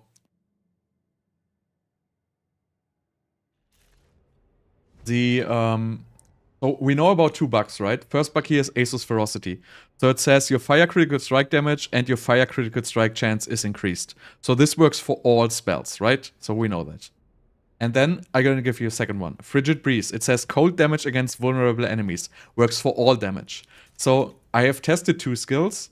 and they both work for all damage. So my assumption is that everywhere where it says cold, fire, or lightning damage, it indeed works for all damage. And this is something I want to test.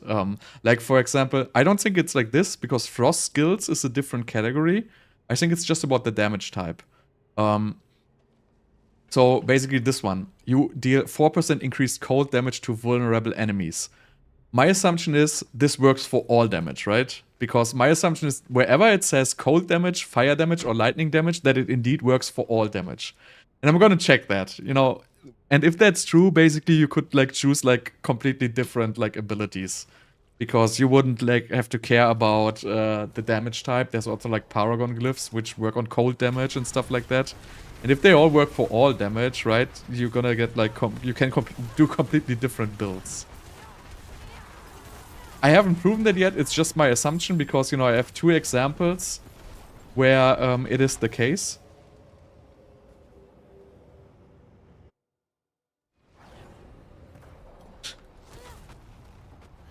Well, it's not about hating myself, it's about, you know, I want to make like 2 more builds in this season and I'm already done because, you know, why would I revisit the builds which are exactly the same than last season? So there's no point. Like, why would I make a Blizzard build? It is no different to any other Blizzard build any other season. Why would I make a Ball Lightning build? There's no difference to any Ball Lightning build in any other season. So, really, I want to explore the new stuff. And if I'm done with that, I'm done with that. And there's really nothing for me to do after this in the game. So, I mean, I guess that's okay, right? So, what am I gonna do? So I might as well just, you know, check these bugs because I always wanted to check these. And then I'm probably gonna go, like, play Last Epoch or something like that. Like, this season is going to be the shortest one, I believe. Because, well, there's nothing to do. So my next build is I want to try this same Meteor build, but with Conjurations. And I want to try to get the cooldown on Meteor down to, like, you know, a second or like even to like spammable level. I don't know if that's gonna work. I mean, I can already promise you it's gonna work on the dummies, but I don't know if it's gonna work in like, you know, in like a real dungeon. So that one I want to check. And after that I want to build like a basic skill damage with the new gauntlets, Pain Gorgeous gauntlets, and is it gloves? Pain Gorgeous gloves? I don't even know. So I want to do that, and together with Conjuration base as well. That's the 2 new builds I want to check. Like, all the other builds are pretty much the same as they have always been. So I really don't have any interest in exploring those. Like, if you're interested in one of those builds, you can just use like the Season 2 build guide. Like, really no difference. Other than you're gonna lose the attack speed and the vulnerable, like the permanent vulnerable. Which, you know, you might get back from the construct if they fix it, but I guess it's even not so, like, dramatic, because, you know, most of the time you need, like, this min-max kind of damage, like, if you want to, like, do speed Uber Lilith kills and stuff like that. And if you do, like, speed Uber Lilith kills, you're gonna have the construct no matter what. So it's not even gonna be, like, so much of a difference. I think I should like actually change that to the damage reduction aspect because, you know, I have like more levels on these now because they changed like the scaling. So I might be able to put that in right now because I removed that for like a useless skill. Maybe I can put it in so I have like 2, like a little bit more, I can get a little bit more of the construct if it's actually there. But I assume they're gonna fix this construct. So I don't know when they will patch it, but it's pretty sure like that it's gonna be closer to you, that it's gonna stop attacking stuff off screen. Like, I'm pretty sure that's gonna get fixed like fairly soon.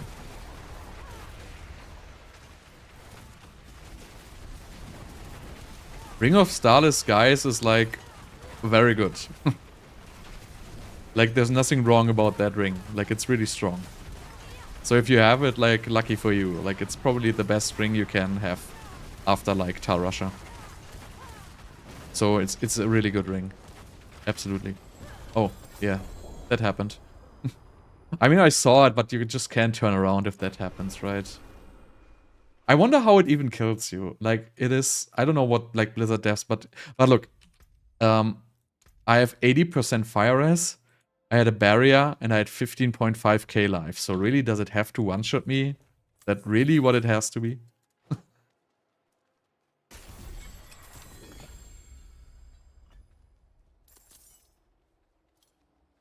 Alright.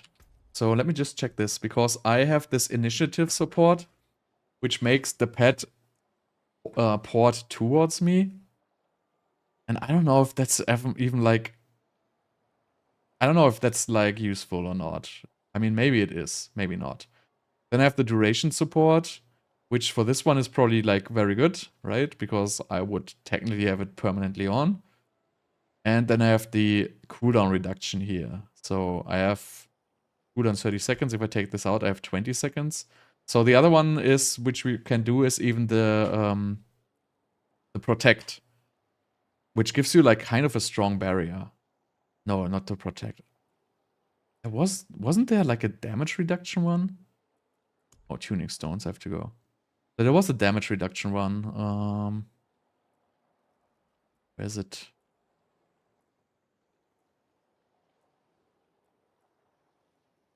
Fortify? Safeguard. Okay, so it's pretty weak. I mean, I still have it on level 4, but it only gives like 1.5% per level. So that is like really weak, actually. I thought that would be stronger. So I'm gonna go back to my initiative support here. No, no. Which one did I remove? Duration. Stupid.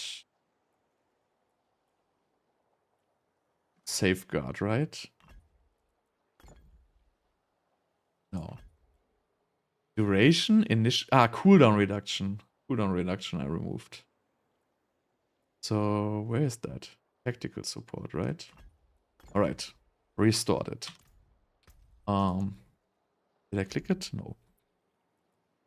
Okay, so let's go on with Conjurer.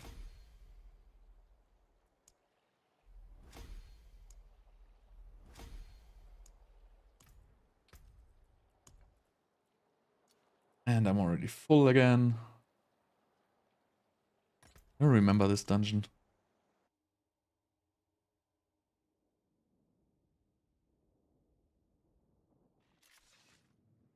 So what am I even gonna do if I have all my glyphs leveled up? Then I don't even need to do my Nightmare Dungeons anymore. So I'm like 3 days into the season and I'm almost like 100% done. That's how much content this game has, ladies and gentlemen. Ancient Flame aspect. So you have Asus Ferocity, which is one here, right? So Asus Ferocity basically says whenever you kill an enemy or whenever you hit a boss, you get 25% damage against like all enemies and 5% crit chance against all enemies. And Ancient Flame says while it is active, you get another 50% attack speed. So basically, as soon as you have this active, so whenever I kill a mob, just look at this. There will be a buff icon once I kill a mob. Let me just like find one. This one here. Right. So this is Asus Ferocity. No, this one here. Wait, where is it? Oh. Why didn't I see it? Huh? So there should be a buff icon if I kill a mob, right? Or did I just click this? No. So usually if you kill a boss, a mob, you get a buff icon. And then you can tell.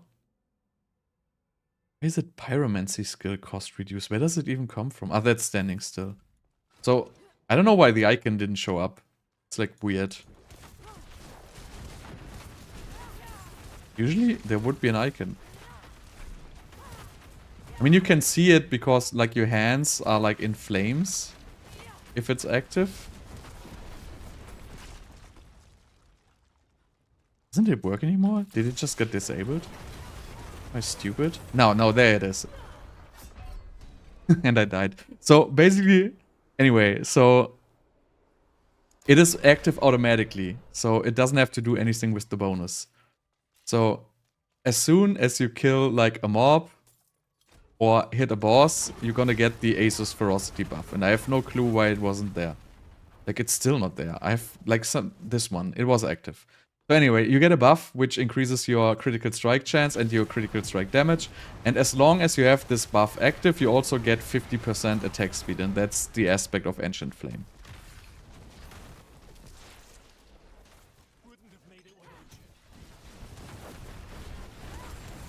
So, this is pretty much active all the time, right? So, because you're always going to be killing mobs, or you're always going to be attacking boss. And I don't even know why I didn't see it, like, in the other situation. So it is always going to be active. So if you're playing like a fire build, you can basically just say if you use that aspect, you're going to have 50% extra attack speed, period. I don't even remember this dungeon. I don't even know if it's good or bad.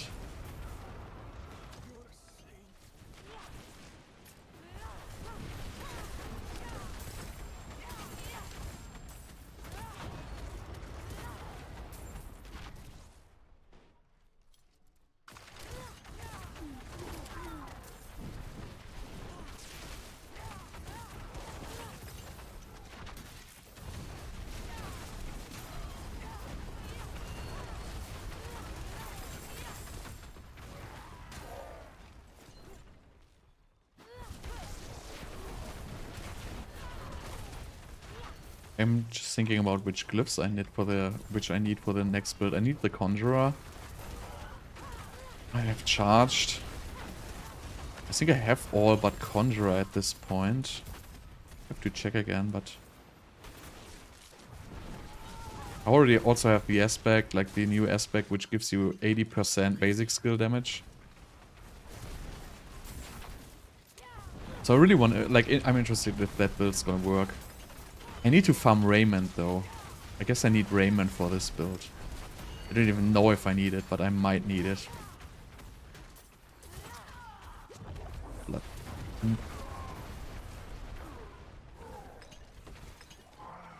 Or is it up? Is it ending up? No. I have to get the key for the boss. So I just want to try like to want to check something on the boss right now.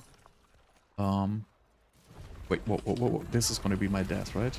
Gonna explode. Ah, that was close. So I wanna put in the pad. So let me just try this, what was this called? Tempest, right? So I wanna change this to Tempest. And I wanna put, instead of arcing support, I'm gonna put the resource support. Resource.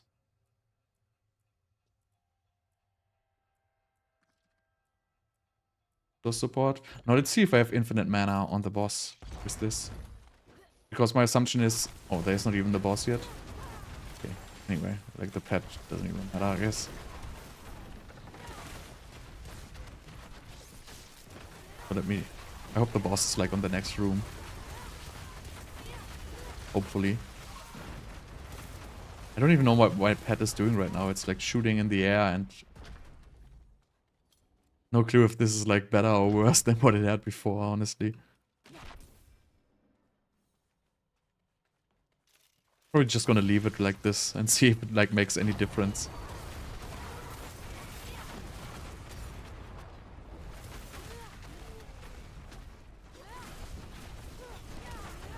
I mean, it's basically just passively regenerating my resources, right? From like wherever it is. Okay, let's find the boss here. So this is also not a very good dungeon, I guess.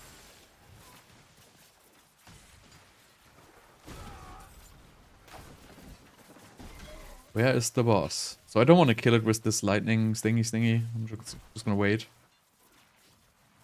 You know, usually in older games you were able to right-click buffs and they would expire. Like I heard there's like Blizzard games, which is like 20 years old, where you can do this.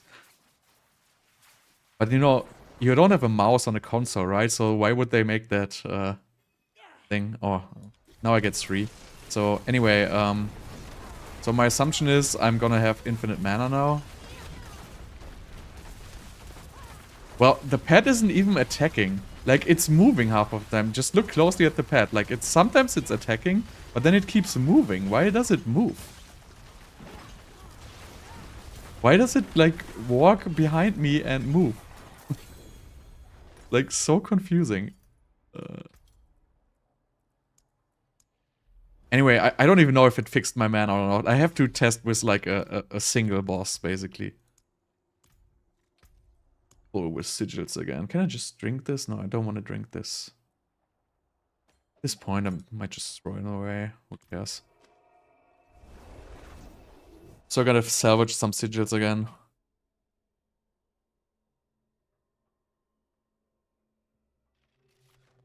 And by the way, the pet gives you Shaku for, I think, 2 seconds. And, you know, first of all, do you know if it works?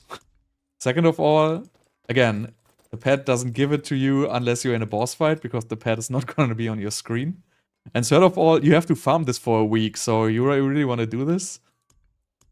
Then good for you. I don't want to do that.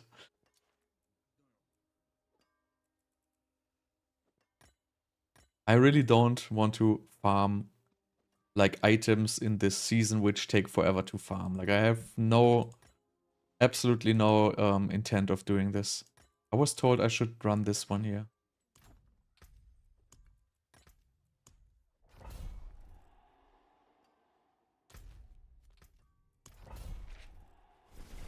Yeah, I don't even know how they tested it.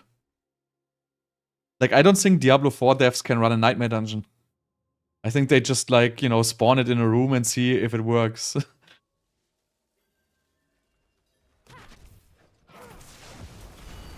like necromancers can sacrifice their minions for stat, right?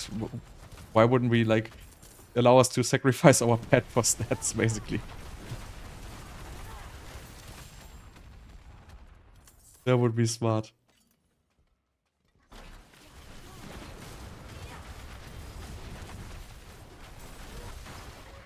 Like, you see, like just look next to me. Do you see the pet now? It ported.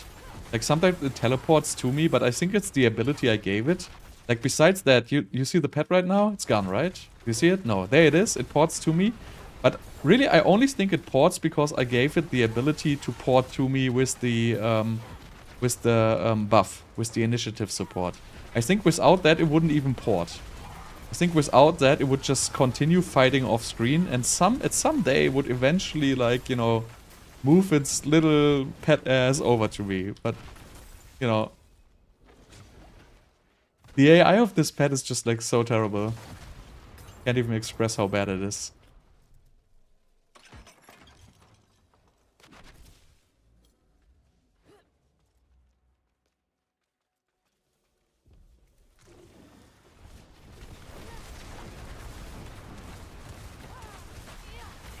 So, basically, you know how you judge when your build is, like, good enough? If you can play Stormbane's Wrath without getting annoyed. Because if you're fast enough, these guys are not gonna be annoying to you. And if you're too slow, they're gonna, like, annoy the crap out of you. So whenever you notice, okay, I can play this without, you know, being annoyed, you know you have a good build.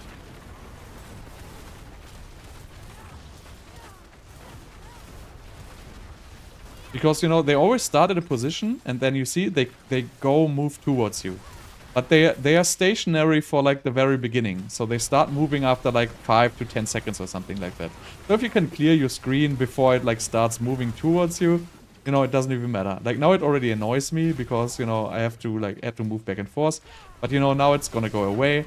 And, you know, we can advance forward into the dungeon, kill, like, these mobs, and wait for the next one to spawn. But basically, you can see it's, like, following me right now. You can see it on the minimap.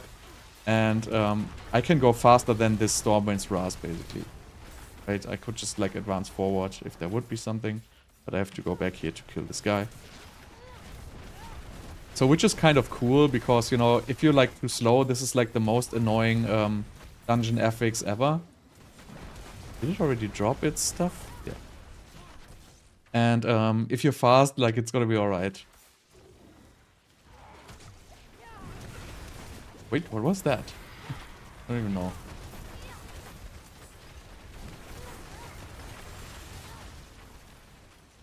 Okay, I gotta go back here.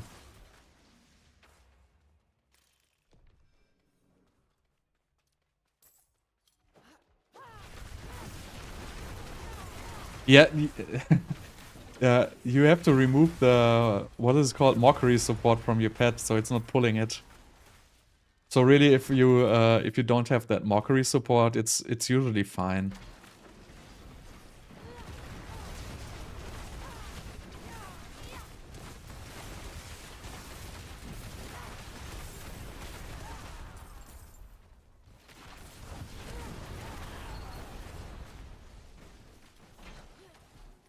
This dungeon is also pretty slow, right?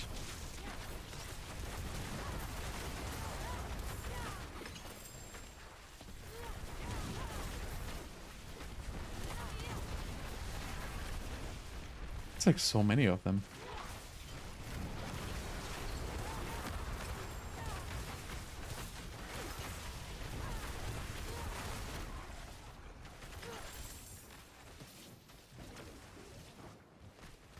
Right. Go there. Finish this.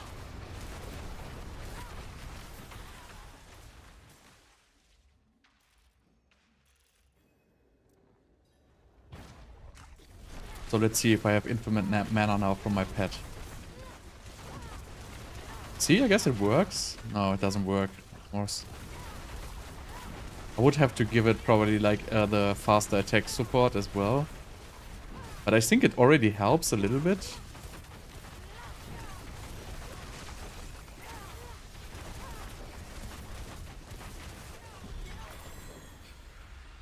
I don't know if like the other one with the vulnerable was better. I'm just gonna keep it like this for a while. See if I notice like any difference. Stuff of Endless Rage, no, not good for this build. So, Stuff of Endless Rage, let me just... it is good if you find it early, because it has good stats early. Professor Ulder's Cave. This one, they said it's good. So, if you find it early, like on level like 50, 60, 70 or whatever, you can use it because you're not going to have any alternative. But if you have an alternative, basically you always want to play Wand and Focus, because Wand and Focus is just 15 times stronger. It gives you 15% lucky hit and all the stats from the Focus, while the stuff only gives you like some random additive bonus damage. I think Stuff of Endless Rage gives you like a passive, but it gives you like... What passive does it give you? I think it gives you like the burning damage passive, right? Does it give Endless Pyre or does it give Inner Flames? I don't even know. But even if it gives Inner Flames, it gives you 9% damage, right? So what do you get by having Wand and Focus? You get 50% bonus damage from your aspects. And it's just not gonna make up for it. Yeah. So it is like completely out of scope. Yes, it launches like a couple of more fireballs every third cast, which is, it looks nice, but it's useless. Like if you like look at it from like from the logical perspective, you just lose like, I would say you lose about 100%. Like you lose half of your damage by playing it. It's like somewhere around that.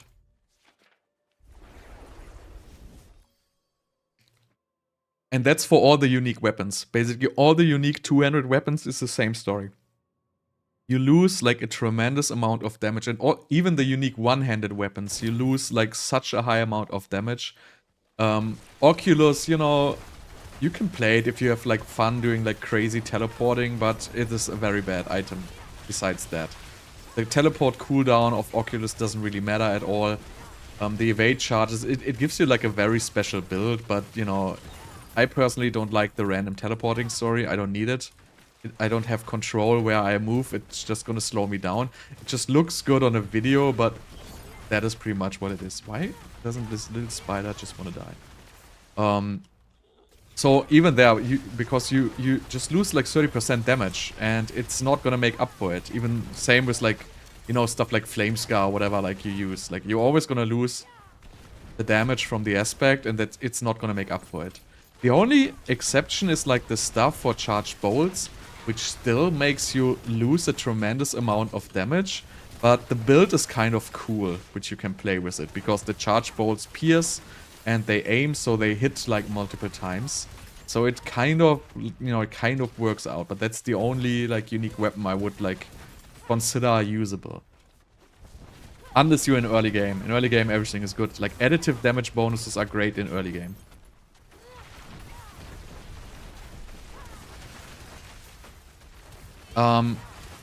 Honestly, the uniques, I don't understand it either. The uniques are completely useless because it is not about the unique design is okay by themselves, right? They do like okay stuff, but the problem is you lose the damage bonus on the aspects, and that's why nobody would play it.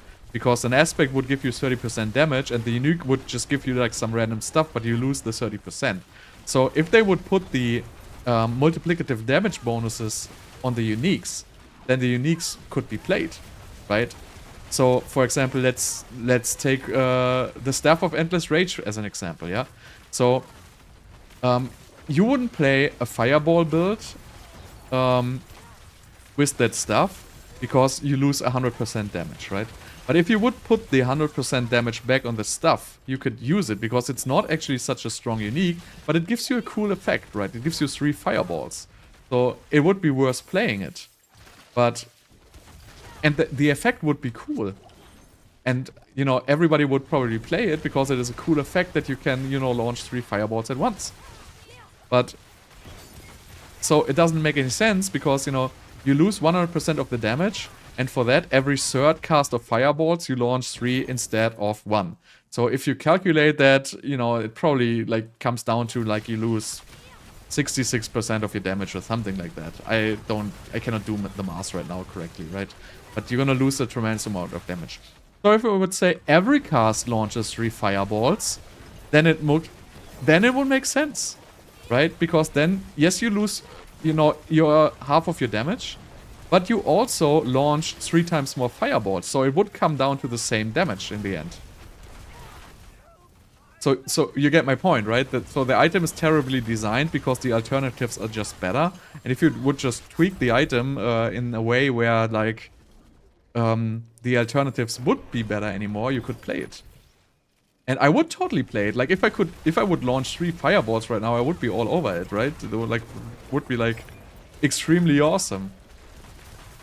So I could lose 100% damage if I could launch 3 fireballs at a time. Because I would pretty much end up at exactly the same damage.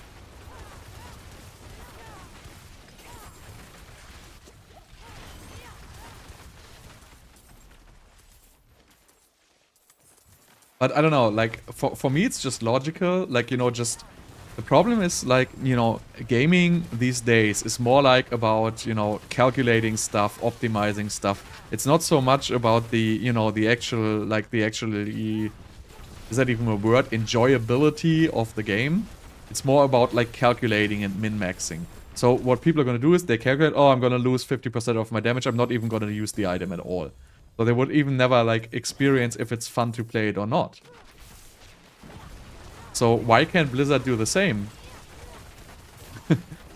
Enjoyment? Is that even a word? I'm pretty sure enjoyability is a word, dude. Check it. Oh. Enjoyment, whatever. Right, but, you know, if Blizzard could just take the same calculator and look at, okay, we're gonna launch 3 fireballs, but they're gonna do like 100% less damage. If I calculate it, put it in a Google spreadsheet, and I see, okay, I would end up at the same damage. Alright. Why not?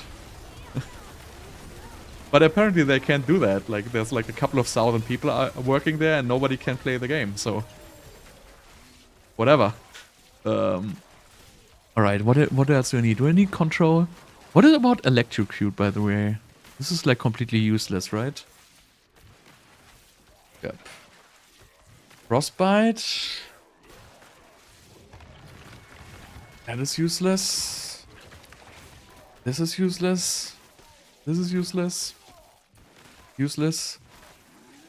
Territorial might be not useless.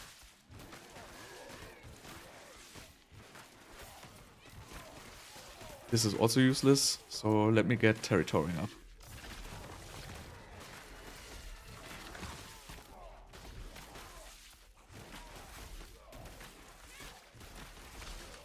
No, but the 3 fireballs is only every 3rd cast, right?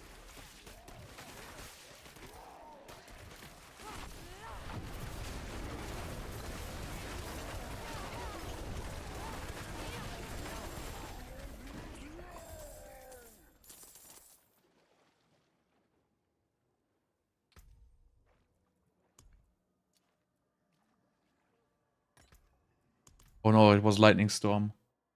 Uh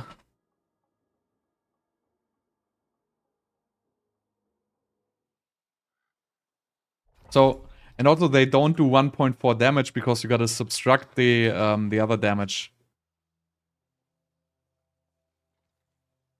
And also it's just fireballs, right? So I'm playing Meteor Fireball, so for me it would be like significantly less.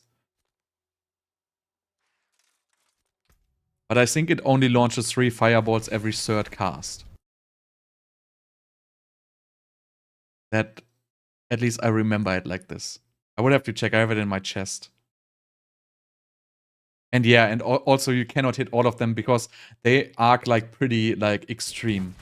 Like the 2 fireballs arc in like a 45 degree angle basically. So you can, like, there's no way you can hit all of them.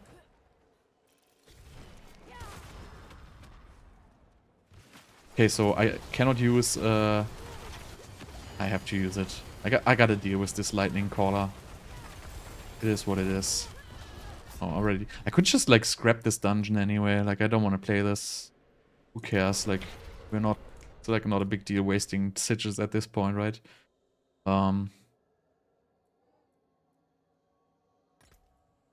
I really don't want to play this lightning caller.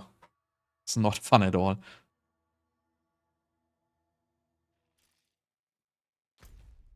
Also, like, it is not a big deal if uniques are overpowered, right? That's what uniques are made for. They are supposed to be overpowered.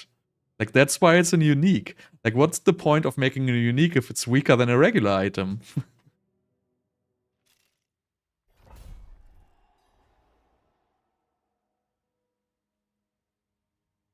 Now, every 3 casts, you do a total of 4 balls, right?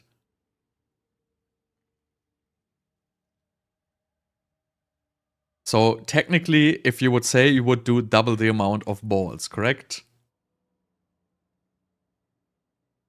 Technically speaking.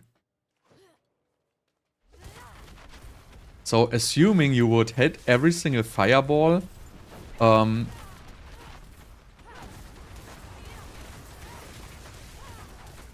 no, wait, you get 2 more, right? So you do 3 casts, and the third cast does 3 additional ones. So that is pretty much the same then, you know, doing double the amount of fireballs.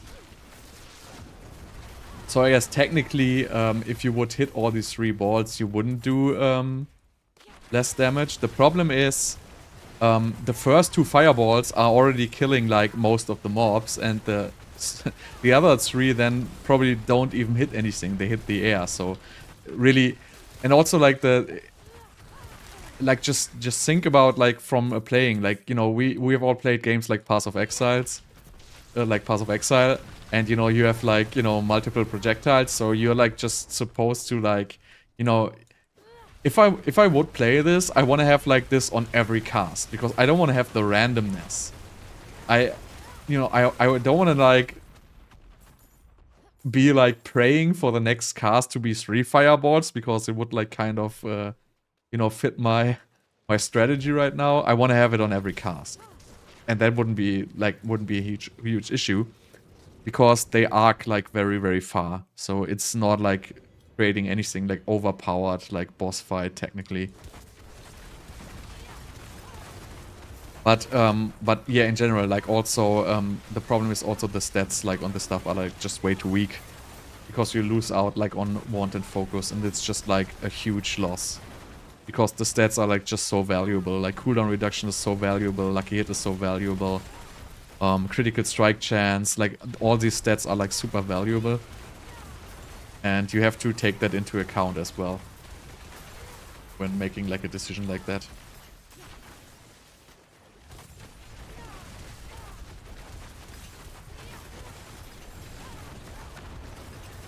That's like the big advantage, like you know, like development studios like Path of Exile have, right? So they started like the game like, I don't even know, 15 years ago with like probably like a team of 5 people or something like that. And then they continued growing and they hired more and more people, and they have a lot of like people who are in stuff for like the past 15 years. Like there's a lot of people in the company who have been with the company forever. and they know the game by heart, like it's their baby. So they really, really want to like bring out a good product. And like the Blizzard developers, like it's probably just a bunch of Indians, like not saying anything against Indians, but you know what? This is probably not highly paid developers. This is probably outsourced in some Microsoft-ish Indian development studio. Like Microsoft outsources all their development like into huge development studios in India. Like that's where like the Windows updates, like Windows gets developed there. Like there's like, I don't know how many, like, you know, 10,000 employees like are just working on it. They like working in like teams of like 50 to 100 people.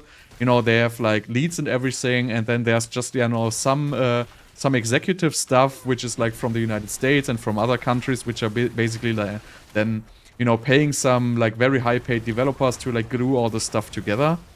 But the developers themselves, they have really no clue what they are building. And that is the difference also like with Blizzard. And you already saw this downfall like since the very beginning of Blizzard. Like at the very beginning, like Blizzard made like awesome games, and like the whole development offshoring wasn't the thing back in the days. But now it's all about like just, you know, money. Like it's about offshoring your development because, you know, you can save a lot of time. It's about you know, we don't do the 3D, they wouldn't do the 3D design of a model because, you know what, there's some guy they can just purchase who's gonna give them a random model which pretty much works for them. So they just purchase assets everywhere. Which I don't think it's a bad thing. Like in general, like with all the new engines, like, you know, a lot of game developers are using like Unreal engines or Unity engines, and they come preloaded with a lot of stuff. And Blizzard doesn't use these things. They use some kind of a random stuff they use themselves. And that's why they make a lot of mistakes. Because, you know, they don't use the stuff which is common. And they outsource their development to cheap studios. They underpay their employees. They replace their employees. And the employees don't know how to play the game. And that's why games like Path of Exile are so great. Because they have great development teams which are like, you know... Obviously, they purchase assets as well, but, you know, they build their own game. They want the game to be good. I can bet you, like, 100% of the Path of Exile developers play the freaking game in their off time. I guarantee you. Because, you know what? If you're, like, a game developer and you don't like playing games, like, why you are doing this job? Like, you're not doing, like... You're not be like, oh, maybe I want to... be a game developer because, you know, I saw on like Stepstone that they make like 80k to 100k. Like it's like, no, you want to be a game developer because you fucking like games, right? And if you develop a game and you don't play it yourself, like would you do a good job? Like I wouldn't give a damn. Like if somebody tells me, hey, make a model which does this and this, you know, I would make a model which does this and this, but I wouldn't care like if it works or not, because somebody just told me to do this job, and I do this job. So... Yeah, that's what I'm saying, but like grinding gear games, like...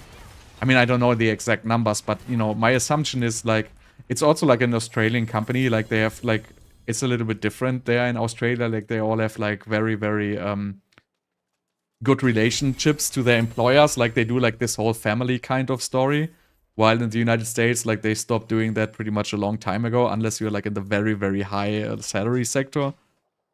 And you know, it's probably like that, like they all like know each other, like, you know, it's probably like 200 or 400 people working there right now, but you know, I bet like a good chunk of them has been with the company for like 15 years, and they know the game by heart, and that's why they can develop a good game. And Blizzard can't do it anymore because, you know, the leadership keeps changing all the time. Like, the employees keep changing all the time. They're all replaceable. And that's a huge issue. And you notice this by, you know, by Blizzard games. Like take World of Warcraft Classic as an example, right? So World of Warcraft Classic, like when it came out, like it was like the game of the games, right? It's like there was no like bigger event for like gaming like than when World of Warcraft came out. Like it was the game. Like literally everybody was playing the game. And the game was pretty good when it released, right? It like obviously had bugs, but it was an amazing game when it released. And then, you know, they re-released the game like 15 years later and it's better than the new game. Like, how is that even supposed to be? Like, because the people who developed the game back in the days, like, knew what they were doing. Oh yeah, New Zealand, but, you know, you're right, I'm sorry. But, you know, it's pretty much the same area, right? Like, let's just say it's like the same people, it's like the same culture. It's really like not that different.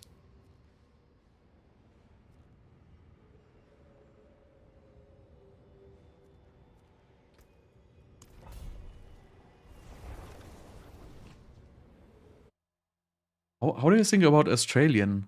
I don't even know. But it's pretty like pretty solid. Let's just say it like this.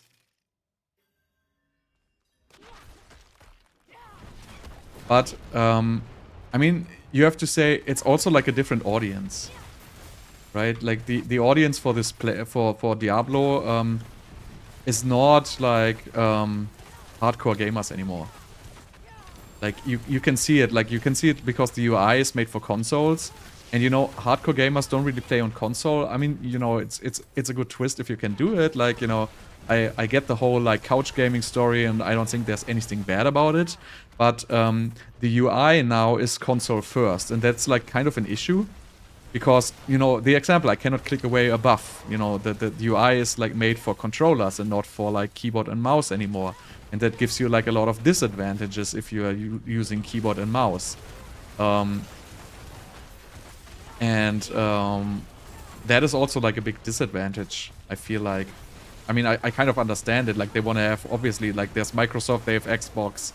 They need the bigger audience, right? Like, absolutely no problem with that. But I feel like a lot of the controls are, like, way too over-optimized for consoles. Especially the UI. It's, like, super optimized for console and not really optimized for, like, PCs. Like, why do you think there was no search function in the stash? Because, you know, you don't need a search function in the stash on console, because, you know, how many players are gonna, like, not everybody gonna have, like, a Bluetooth keyboard on their console, and they probably don't want to, like, type. So there was no search box, because they would be like, well, it's like for console gamers, we don't need this search box. So if it would be a PC game, like, you know, nobody would even, like nobody who's, like, even remotely, like, capable of, you know, doing some, like, clear thoughts would be, yeah, maybe I do, like, without a search box. Like, what the hell? Like, everything has a search box, right? Like, whenever there's, like, a list of stuff, you gotta have a search box. You don't have a search box, like, what the hell are you doing?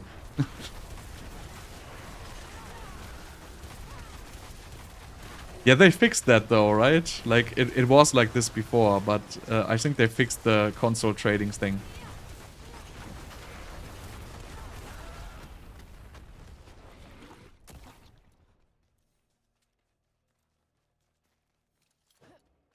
But, I mean, that's what I mean. Like, a lot of it comes down to, like, I think the target audience of this game is not hardcore PC gamers anymore. You know, it's PC gamers, it's console gamers, and you know, they don't really care about these bugs, right? Like, all these bugs, like, this ability is not working, that ability is not working, you know, that, like, there's no endgame content, like, all that blah blah blah, you know. It doesn't really matter for, like, a lot of gamers. So, I mean, I kind of feel like, you know, the priorities are a little bit wrong with the game, but also, you know, I guess we just gotta, like, you know, accept that Blizzard is not gonna make this kind of games anymore. And the problem I have with it, then don't release it at this kind of game, because, you know, this is an action RPG. Like, an action RPG is not meant for, like, somebody to buy the game and play it 40 hours, continue, finish the story, and then be done with the game. This is not really what the genre is, right? The genre action RPG is more for, like, hardcore gamers. And if you don't want to do it, like, you can make, like, you can make a game with a story. Like, look at Baldur's Gate 3. right? It's not an action RPG, right? But it's still like, you know, it's like isometric perspective and it's an RPG type, blah, blah, blah. But it's made for like, you know, you do a single playthrough and you enjoy the story and everything. And that is like a great way of making a game. But if you make a game which is, you know, like, however they call it, like live service game, which is going to be like interesting for like players for a long time, then you gotta think about these things. Then you cannot release the game without a search box. Look at, like, for example, I don't know if you like played like Dragon Age. Look at that game, for example. It's not exactly the same genre, but it had like an amazing story, and it basically was made for a single playthrough. So you buy the game, you finish it, you say, all right, pretty nice game. Maybe you like, you know, grab the game again in like 2 years and just, you know, replay it once. And you pay your, like, you know, whatever, like $50 for the game. You like have like 60, 80 hours of game time maybe. And that's it. And, you know, that's totally fine for a game. Like if you sell it like this. But this is not what Diablo is. Diablo is like a freaking game for hardcore gamers. It's not a game for casual gamers. Has never been. So that's just my, like, you know, opinion about it. Like, you might, obviously you can make the game attractive for casual gamers. Like, nothing wrong with that. But you still gotta keep the contents for the hardcore gamers, right? So the game is attractive right now for casual gamers. Yeah, D3, like, a little bit less, I would say, even. Like, was less casual than D4. D4 is extremely casual.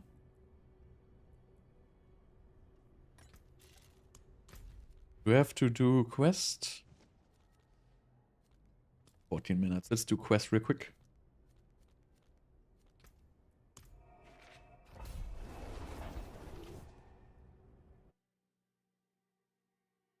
And, you know, I really know if they gonna fix it with the expansion, but, you know, they could have made it so easy. Like, they could have just, like, did freaking Runewords. Like, they already invented the system. Just include Runewords in the game, and, you know, it's all automatically for hardcore gamers, because they're gonna farm the freaking runes and build some awesome items with it. Period. Like, story done. Nobody cares about the endgame content. As long as you can farm something meaningful, nobody gives a damn. Nobody gives a damn that nightmare dungeons are boring. Nobody cares. If you drop like a high rune once in a while, which you can use to build like your Enigma or whatever it is, nobody cares that there's no content. Nobody will even complain. Because, you know what? People have a target. They want to like get the super rune word, whatever, right? And it might take like months or even a year to farm it because the runes are so rare. Absolutely no problem about that, because they're still like the target is in the game. And I really don't know why they didn't put this in. Like everybody was crying for it. Like,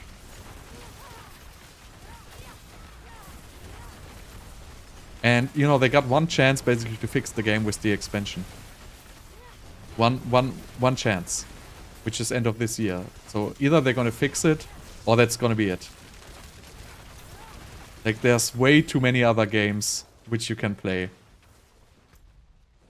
I know it's like the Diablo franchise, but, you know, there's like limits to a franchise.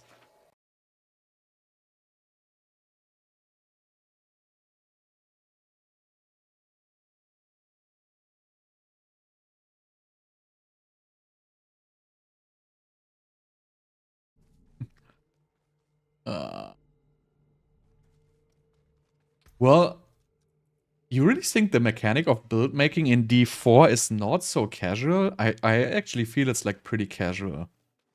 Like, you have a very limited amount of abilities. The Paragon board is not so complex. I mean, I don't even know how you would build it on a console. That would be probably like very frustrating. But I mean, I don't think it's like super hardcore. Like, I feel like it's rather casual.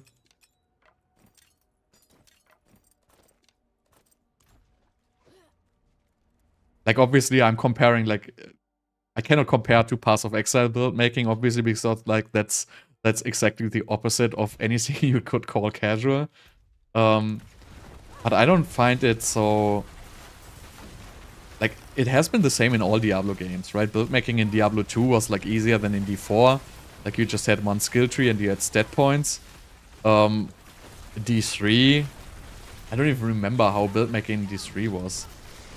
It was pretty much the same, right? It was just you had a skill tree and you had the Paragon board, which would just no, you had the Paragon points, which just would give you main stat, right? So I guess in that regard, D4 is more complicated than D2 and D3. But I think it's still not all that complicated. Yeah, wait, where's the other one?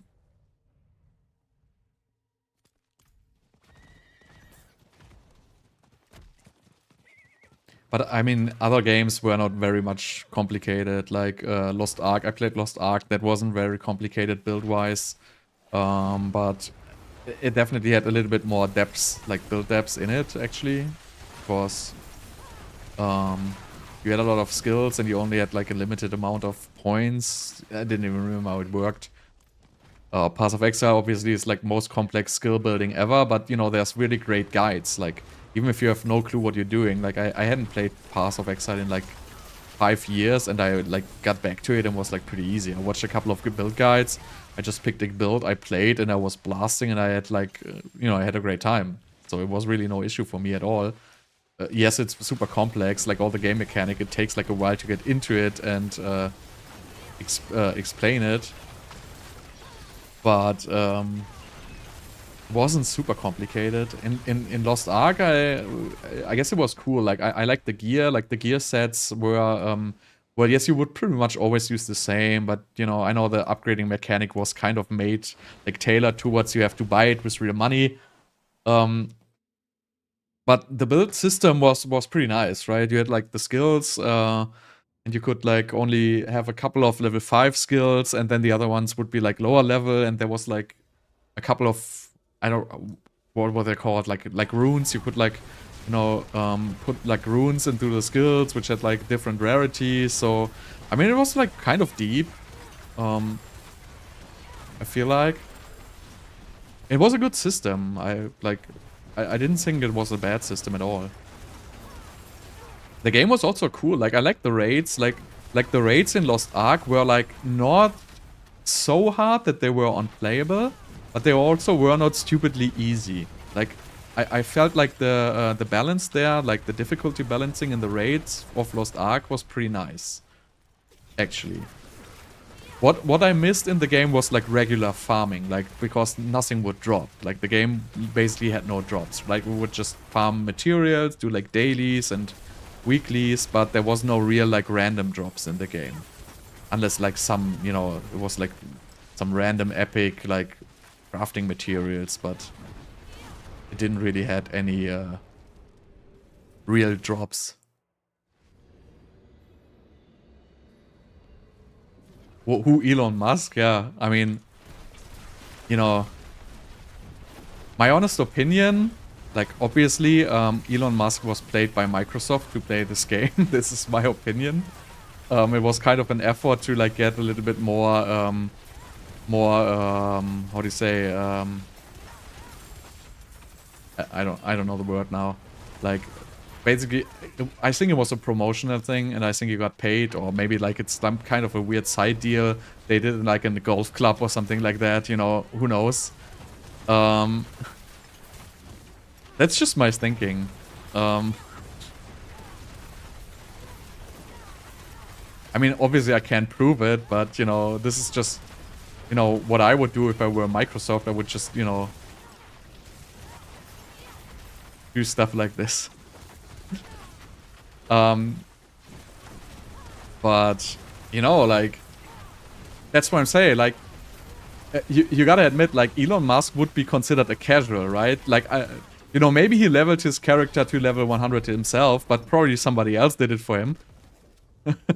If you just think about it.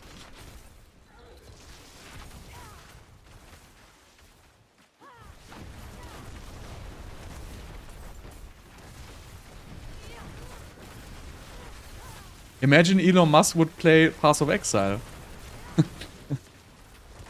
Like, he's a smart guy, right? He could figure that out.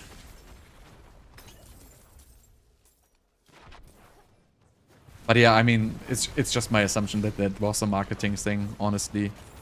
But, you know, maybe he really likes the game. Like, who knows? Just seemed weird to me.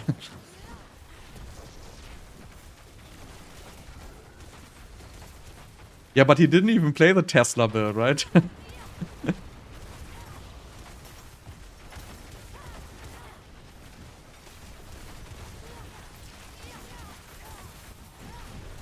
Does this dungeon have fire resistance? I got a feeling like this is like a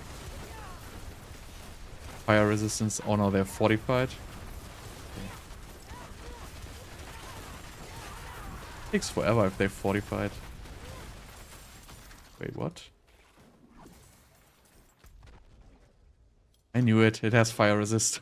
I was like, why am I not doing any damage?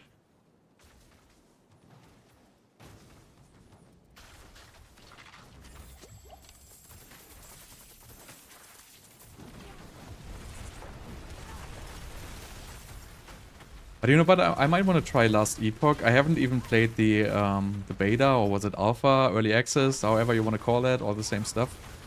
So I might look into that. Not sure though, because there's going to be a Path of Exile 2 beta in June. So I don't really know if I want to play another game in between as well. I don't have so much time.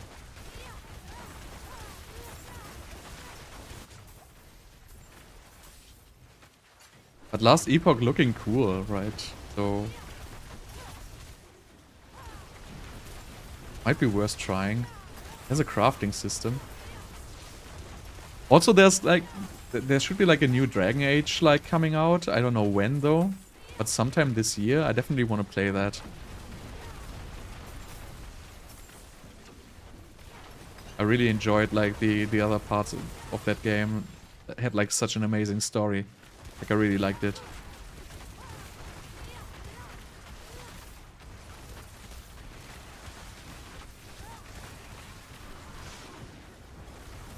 And also like Titan Quest, right? There's like a new Titan Quest coming out. Is that also coming this year?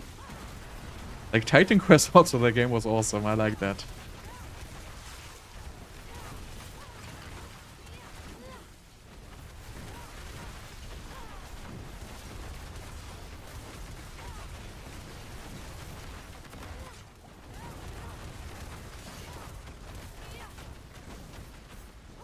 It was just so different, right? Like the game mechanics were alright. Like they were not like extremely great, but they were alright. And like the theme of the game was just interesting. Was just something different.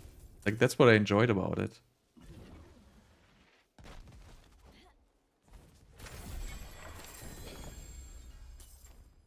Tuning stone. And the story was great. Like, playing through the game felt great. Like, I really liked the storyline of it. I mean, like, the different areas, how they changed, how the monster set changed and everything. Like, in D4, like, the storyline, like, pretty much everything looks the same, right? Like, I don't really feel a difference between Area 1 and Area B. Like, all the mobs look the same. Like, and in, like, Titan Quest was, like, such a big difference. Like, at the very beginning, you were, like, somewhere in, like, the wilds. Well, not even the wilds, I was like, you know, fields, like, you know, was like farmers doing like the corn and shit. And then the next act was like, I don't even remember, like one was like a city and the other one was like something tropical and then was like the underworld. So they were all like so extremely different, the acts. And the bosses were very hard. Like, and the bosses in like D4 were like, yeah, who cares, right? You could just right click them and they die. So it was no challenge at all. The bosses in D3, like on Inferno, were freaking hard if you were playing through. Like, they were difficult. Like, you actually had to prepare for the bosses. Same for D2. Like, the bosses were hard. Like, unless you were totally over-leveled and over-farmed, the bosses were difficult. Like, remember, if you're just pushing through, like, super fast and you end up at, like, Andariel at, like, level 21 or something like that, that boss would hit you with this, like, poison. If you didn't, like, buy the poison elixir, it would just freaking one-shot you. And it was, like, the first act boss. The Countess, like, if you go into the Countess tower in, like, D2, and you don't know what you're doing, Like, she's just, like, gonna give you a firewall and, like, her little minions, like, sprint onto you and just insta-give you. Like, what was the 4 story? Like, I didn't even... I don't think I died once during the entire storyline. And I had no clue what I'm doing. So... It wasn't really, like... very interesting to me. Like, literally, I don't remember anything of the story at all. And, you know, I remember the freaking Titan Quest story at this point, and I haven't played this game in, like, 10 years. And I remember the story, but for D4, like, I don't remember a single element of the story at all. No, actually, I remember, you know, you're following, like, Lilith with, like, this little blood petals things. That's the only thing I remember, because I thought it was so weird. Because, like, I was like, ah. Like, now it's like, there's, like, blood petals flying around. Like, what is this supposed to be? Like, now I'm in a dream of... I don't know. Like, I remember that part because it was so strange, but not because it was, like, any good. Besides that, I don't remember anything of the story. Was that even acts? Like, I don't even remember if there was acts. I think you would just travel from zone to zone, right? There wasn't even, like, an act or something like that. You could just go to the zone and there's, like, it was just, like, the orange quest you would follow. And there what is. That's the only thing I really remember, like...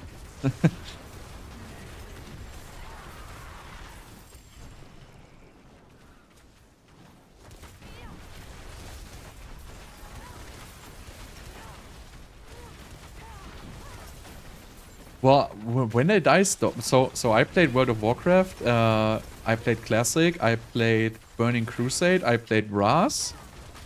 I stopped in the middle of Brass, I think, or towards the end of Brass. That's when I stopped. And then I returned with Legion. I played Legion, then I did, like, Mythic Raiding and all that stuff. So I was, like, you know, on one of the top tier guilds, actually. And Legion, and I played BFA, and the boss of BFA was Jaina, I think, right? So we were not, like, we failed on a Mythic Jaina, and then at some point I stopped again. And then I played Classic. We also were, like, well, we were in the high tier rating. I would say we were, like, a medium tier rating, so like, we made no, like, world first, no, like, Germany first, whatever, but we were, like, alright. So we cleared all the raids, I was actually raid leader, and we cleared Nax within, I think, like, 3 or 4 weeks or something like that, I don't even remember. But it was awesome, but I didn't play on. Like, when Burning Crusade started, I was doing other stuff, like, I didn't really want to, like, get into it. So that's when I stopped again. But, like, Classic was amazing. Like, I really, like, enjoyed it. It was just like... But yeah, it wasn't only pure nostalgia, I guess. It was also the game. Like, the game is just so simple, but just very well made. Like, it really has nothing special, but what it has was very well made. Right? The raids were very well made. They were a lot easier than back in the days, but it was all... The dungeons, they were all very well made. They had great bosses, they had a great difficulty. You would have to go into, like, you know, checking how it works again. Like, everything was, like, you know, you would remember how it works, but, you know, you would die a couple of times. But just the overall design of the dungeons, like, if you take one dungeon from WoW Classic, that feels like the entire game of Diablo 4, like, design-wise. Like, so much work they put into, like, a single dungeon in that game. Feels like, you know, one single dungeon of WoW Classic would be, like, all the work which went into, like, D4. Like, that's basically how it feels. Like, or like a raid. Like, if you take, like Molten Core, for example, like, which is a pretty simple raid, but it has, like, 12 bosses or something like that. All the bosses are well designed. You know, they have, like, difficulties. They all have abilities. Like, it feels like a huge game, but it's just, like, it's just a single raid. And yeah, the map was huge. It was, like, you know... It was, like, unseen. Like, there were so many outside areas, and, you know, even the side quests were, like, interesting. right? I know it was always the same, right? Kill these mobs, kill these, do this, but you know, then you had like the strategies of combining the quest the proper way, right? So I don't want to go there and just kill the boss because I want to pick up the other quest first because it's going to be more efficient. And then it would be like, oh, I want to go to this dungeon, but I got to do this quest line first to get this quest to then get like this dungeon item from the dungeon. So it was just so well thought through all, like everything. Like, especially with the dungeon quests, right? You want to have like a nice item, like the... I don't even know how it's called, like the trinket from the BWL quest, which gives you like 2% crit, I think it was, or something like that. Or like 2% heal, I don't even remember exactly. Black Hands something it was called. So you would have to do like a huge quest line just to be able to access this quest for the dungeon to get then this awesome item. So you would spend like, I don't know, like 10, 15 hours in total to get this item. And it would just feel great. Like it would be a well invested 15 hours. And like these things are like completely missing.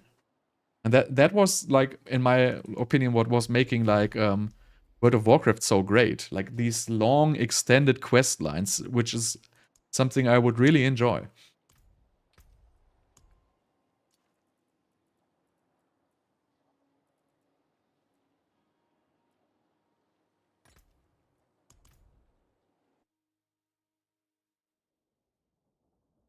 So which glyphs do I need to level still? Do I need control? But if I'm playing stun, I might as well level control, right?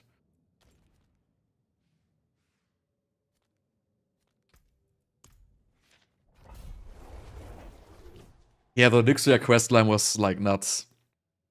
That, I don't even know how long it took. Huge questline. But you know, you would do it, and you wouldn't do it for the reason that you have to do it, because, I mean, obviously you would do, but you would also enjoy the quest, and in between the quest, you would also get, like, meaningful rewards, right? So, it was just well designed. Like, you could really see, like, that, you know, when the game was designed, like, they were actually testing it, they were actually playing it. They actually had, like, a quality assurance team. There was probably, like, you know, a couple of people, like maybe 10, 15 people or whatever it would be. And they were like, all right, let's start to play the game from level 1. Let's go through the quest. Let's see how it feels. If it doesn't feel all right, let's, you know, change it here and there. And in the end, you know, they would be releasing that, and it would be like a very enjoyable game. The quest lines were great and everything. Like, you cannot just draw this like on a map, right? There was like huge work going into all these things. And like with D4, like you don't see anything of this, right? They basically, like, you see like, yeah, let's create a random game. Let's place like a bunch of random blue quests, which, you know, do not really mean anything. Like, we have no rewards, like there's no quests which give any reward, there's no uniques, like there's nothing to unlock really. Like, it is just, you know, let's make a game and let's give it like a skill system and let's just blah blah blah. But like, really, like, you don't really feel like any like love flowing into this game really. It has a, like, I like the engine, like the ground engine, like the combat system, like it feels very fluent, like the animations look great, like the, you know, I like all these parts about the game. I just like don't like the stuff around it. Like the graphics look good, like, you know, the skill effects look good. The skills they don't feel clunky, like the casts of the skills, everything is like fluent. So it feels good playing the game. I gotta hand it to them. But everything else, not so much. Like, when I went back to Path of Exile, I was like feeling like, alright, this is like, it plays very clunky. Like, it's very slow, like the abilities, like, they don't feel like, you know, doesn't feel like so fluent, like all the monsters, like, you know, there's like little lags, like the animations are not that great. So definitely, like, on that end, like, it's a very great game. Like, if the engine and everything definitely has potential.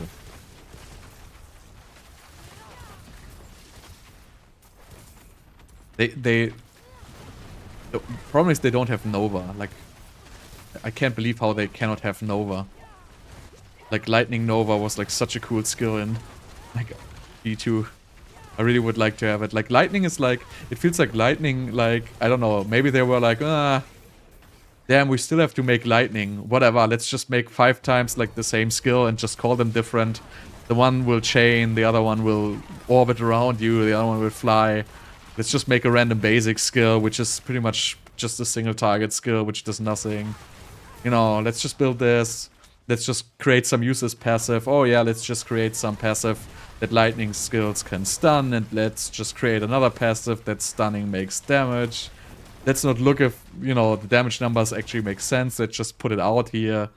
Let's just put, like, the crackling energy story. Like, it's also nothing new, right? Like, they did stuff like this before. So it just feels like maybe, like, there wasn't any more time to develop lightning properly. Because, like, it has no AoE. Like, that's the problem. Like, lightning has no area of effect except for ball lightning. And, that is just, like, missing. Like, where's the area of effect lightning? What actually makes it strong? Like, can I have, like, you know, can I use, like, Meteor? Like, it would be awesome to have, like, something like Meteor for lightning, right? Like, just, you know, drop a Thunderstorm. Like, call it Thunderstorm. Drop a Thunderstorm from, like, heavens and, you know, it freaking electrocutes everything in its range. Like, give me some AoE abilities. Give me something interesting. Don't give me, like, single target lightnings. Like, what am I doing with that? Freaking boring.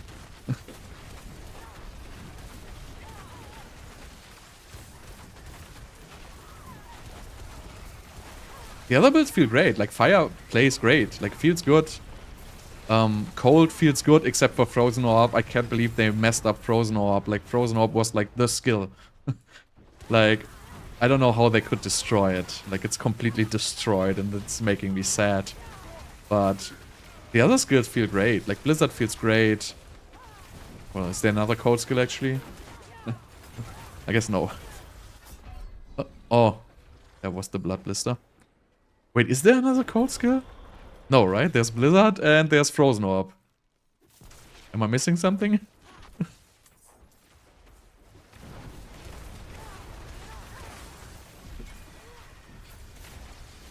Wait. I gotta check this. Alright, let me check it.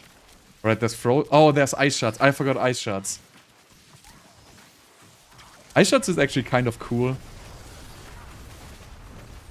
But there should be like an explosion theme for Ice Shards. You should be able to make Ice Shards to do AoE, like with an explosion. Like, just give it like Ice Shards explode. That would be a good skill.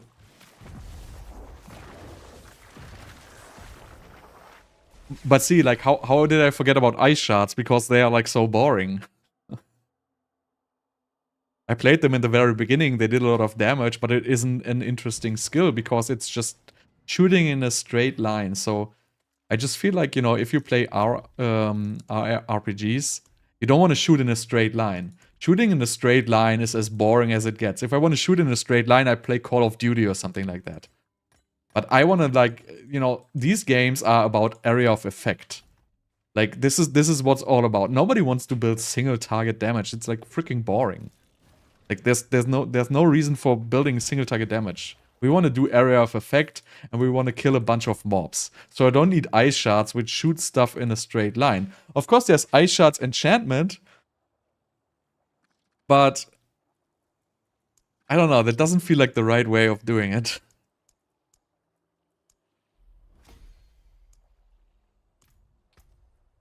I'm almost full.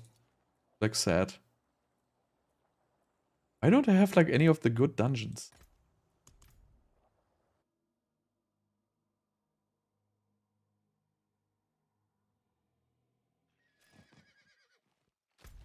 But anyway, you know, maybe they're gonna fix it with the expansion.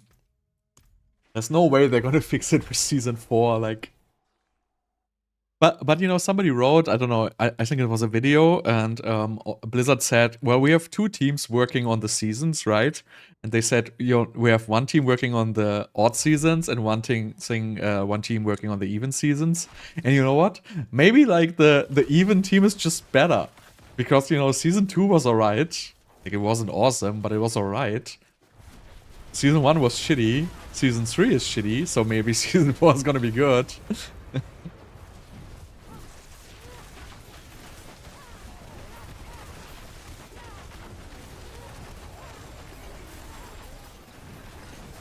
Yeah, this dungeon is good, I remember it. I have to check gear soon. That's depressing. Also, like, what do you guys think? What the itemization update gonna be? Like, here's what I'm thinking. So this is what's gonna happen. What's gonna happen, right? They're gonna They're gonna do the following. First of all, they're gonna do pyromancy skills and fire damage. They're gonna combine. Then they're gonna combine damage over time. So burning damage and damage over time, they're gonna combine into damage over time. That's the second thing they do. Then they're gonna do crowd control. So they're gonna do stunned, immobilized, frozen, blah blah blah. They're gonna call it like crowd controlled. Chilled, everything. They're gonna put everything into crowd control because they already have that. Remove all the other ones. And they're hopefully gonna remove injured. Because nobody cares about that. And I think that's gonna be it. Honestly. I think literally that's gonna be the itemization update we were gonna get. Nothing else. I don't think even they're gonna do the codex. I don't even think they're gonna fix the codex. And hopefully we're gonna get some more unique items.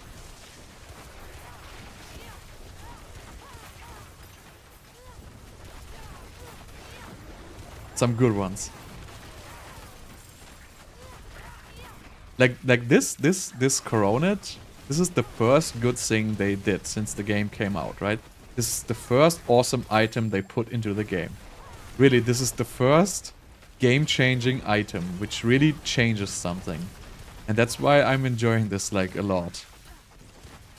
Before that, they just basically put in stat sticks. Just every single item was just a stat stick. Like, none of the items changed the fundamentals of the game.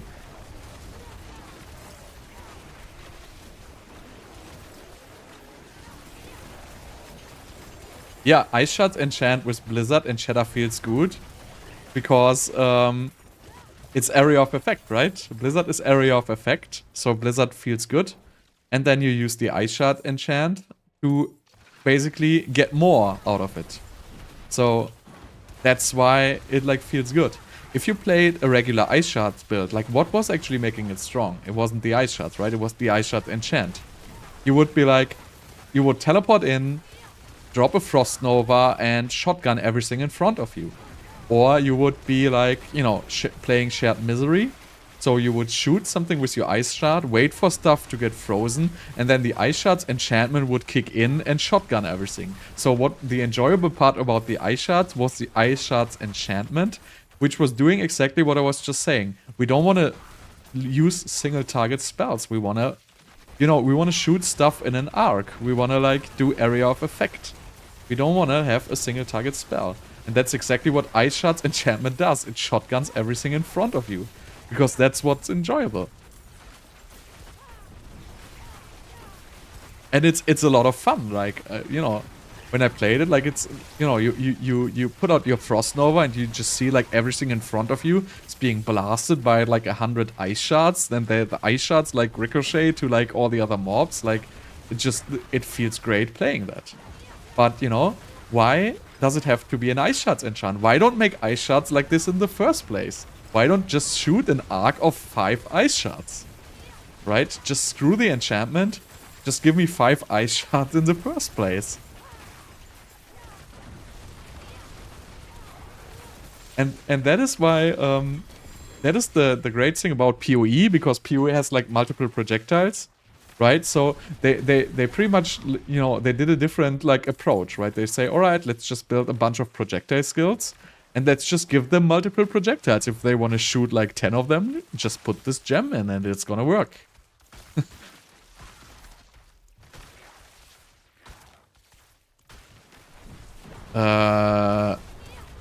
You mean the pants, like Ice Heart pants, do that. But yeah, and that adds to the combo again, right? So, but I mean the pants are great early game because you know it works good, but late game not so much because you know if mobs dying, pretty much all mobs are dying anyway. So it's not really so important that mobs die and then release Frost Novas because they're gonna be all dead no matter what. So that's why I don't really like the item. But early game the item is awesome.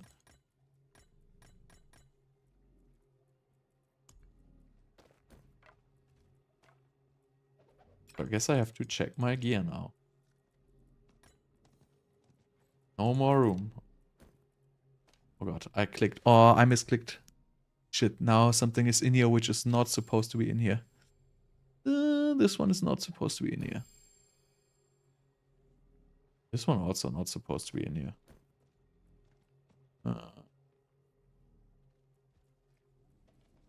Right.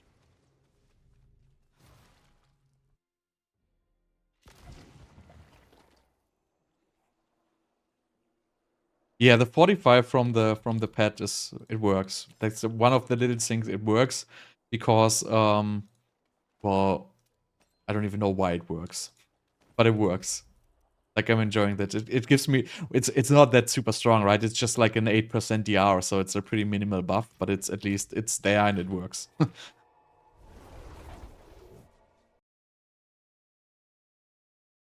Also, I'm just choosing it for the lack of other options, right? Like there's just nothing else I can do with this pet. Like yeah, I have the Fortify support, so you know at least I can get something. It's just an 8% damage reduction, which doesn't really do anything for me, but you know at least I can get something.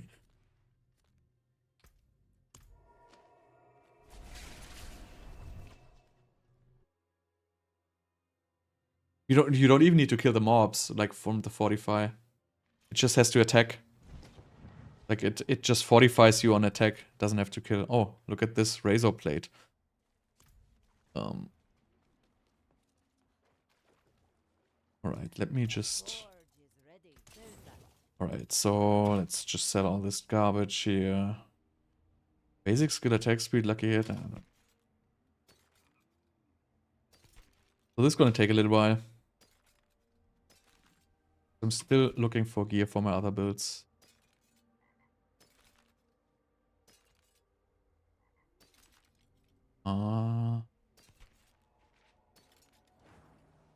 It's like so hard to go through the builds, like through the loot, like it's such a horrible process.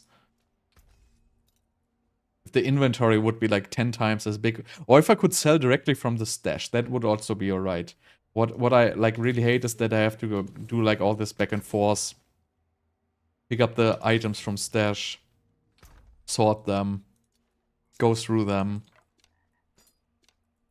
Most of the items are going to be complete junk anyway, because most of these items are going to be the items which drop at the end of the Nightmare Dungeon, and they are all low level. So I don't even want to look at them, but I cannot avoid getting them. Right? They automatically get moved into my inventory after finishing the dungeon. Like, that is like so horrible, because, you know, there's not even a chance I would even want to look at one of these.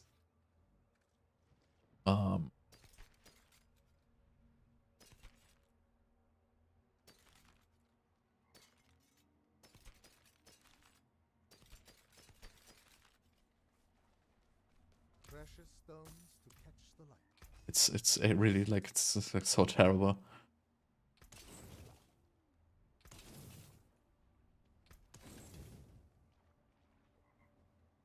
I can break that down. It's good. Good. And then yeah, and you have to compare the numbers. It's like, oh, makes me crazy. Oh, this I should actually. I can break that down. And then I obviously have no room for aspects as well. Yeah, it drops only, yeah, everything above 80 drops only 925, but the end completion items are still like the same garbage like they used to be before.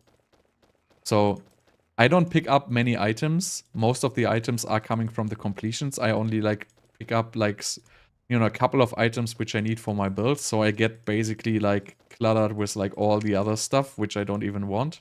So for example, gloves I'm picking up, right? That's why I have like a lot of gloves I can go through, and they are, most of them are 925. But the most of the other items, like I don't pick up weapons anymore at this point. So I just get like cluttered with like all these weapons I don't even want to have, because I cannot decide not to pick them up. It's like, I don't even know why they did that. Why, like, it would be so easy to just drop them at the end of the dungeon instead of moving them into my inventory. It like just also doesn't fit the overall concept. Like the other items would drop at the end of the dungeon. Only these get moved into your inventory directly. Like, why is that?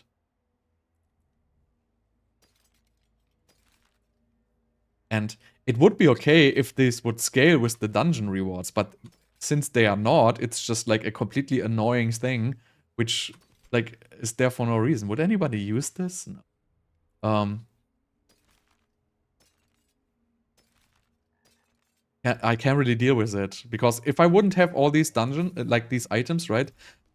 I could blast like for like an hour longer with before I would have to like go through the gear. But you know, and I cannot really decide, like, because you know I have to stash it all. There's like no way I can go through it like on the fly. Like that's gonna be even more like inefficient. So half of these items I wouldn't even look at because they're too low item level. So if there would be like, you know, the loot filter thing, I could say, hey, just grab everything which is below 925, for example. Then I would know that it's something I did not pick up intentionally, because it's something which was like basically given to me by the end of a nightmare dungeon. Then I could deal with it. But like this way, I just have to like go through all the items. Makes me crazy.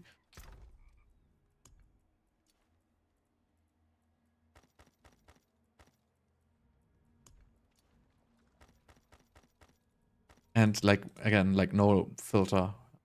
I mean, D4's not gonna get a loot filter, right? Like, no way. But, you know, at least something like, I don't know, something easy, like just click the attributes per item you wanna like focus, like whatever. Say, I want to have at least 3 of, and then select 3 attributes. Everything which has not 3 of these attributes, just auto salvage. Like something very simple, which is very easy to use. That would make like, you know, 98 of the items would be auto salvaged. And if an item drops, I actually just pick it up. That would be just like such a simple process. Would completely solve all my problems. Same they did it. That's the same they did in Lost Ark, right? So they pretty much did the same there. Like super simple loot filter.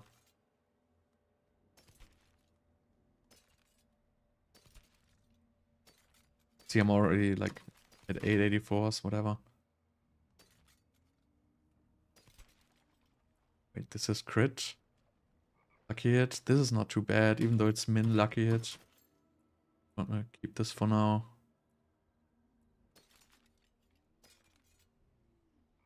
And then, like, so many of these items are just garbage. Like, the drop potential of a good item is just so low. You still have to go through every single one of them to find, like, the 1 in a million item, basically. Well, it's not 1 in a million, but, you know, like, just terrible.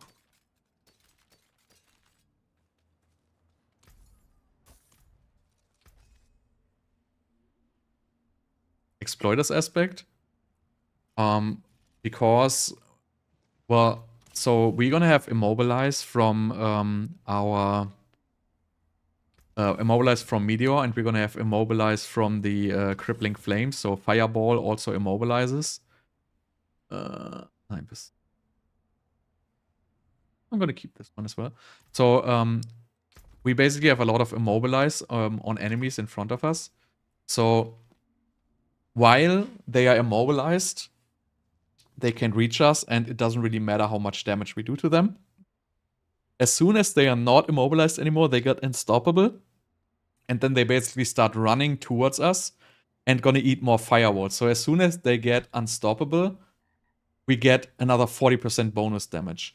And it also gives you 20% increased crowd control duration, which basically makes the stun and the immobilize longer. So for like basically, it's basically the only, let's call it offensive aspect you can put on a defensive piece. That's why. Like an alternative would be, obviously, you could play the lucky hit aspect of fortune. That would be the other aspect you could put on there. But I feel like I have enough lucky hit at this point.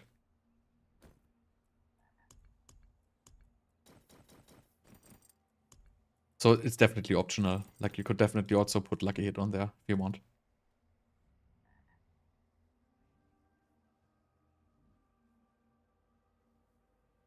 Yeah, it's stupid that the Blizzard build only works with the two aspects, right? Like you have to have both of them.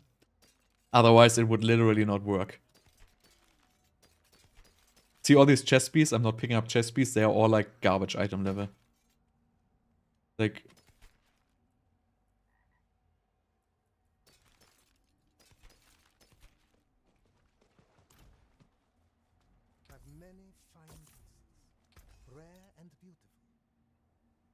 Alright, let's look at these.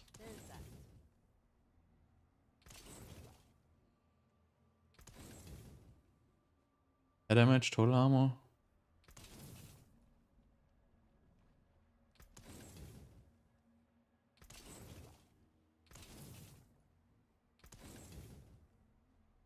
You can still use these.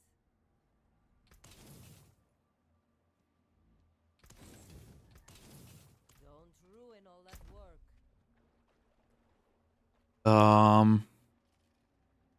With Blizzard. But Frostbolt enchant doesn't work on Blizzard, does it?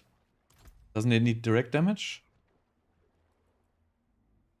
So Frostbolt enchant doesn't work on Blizzard. So you're wasting your time there. Just like a quick note. It works from the Ice Shards enchant, but then they're already frozen. So either like Frostbolt enchant and Firebolt enchant, they both require direct damage. And Blizzard does damage over time, which is not direct damage. So Blizzard is not gonna apply Firebolt enchant, and Blizzard is also not gonna apply Frostbolt enchant. Ice Shards from Blizzard, I'm not entirely sure if they do actually. Oh, okay. Well, yeah, that's obviously something you can do.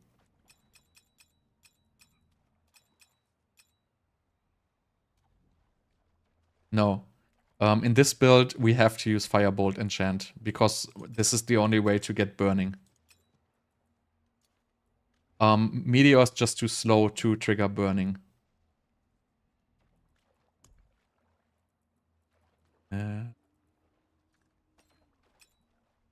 Actually, it's Minro lucky hit. Screw it, I'm not gonna keep it.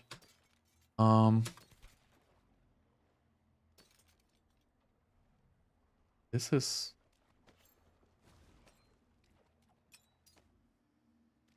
So, also Fireball, you don't want to use Fireball enchantment late game. If you're like early game, you know, if you're like level whatever, like 50, 60, 70, 80, you can definitely use Fireball enchant. But Fireball enchant in the late game is rather not... Like, it doesn't really matter anymore later on. Huh. Or min roll, but, you know, might be good sometime. Like, finding a good ring is like the most impossible thing ever.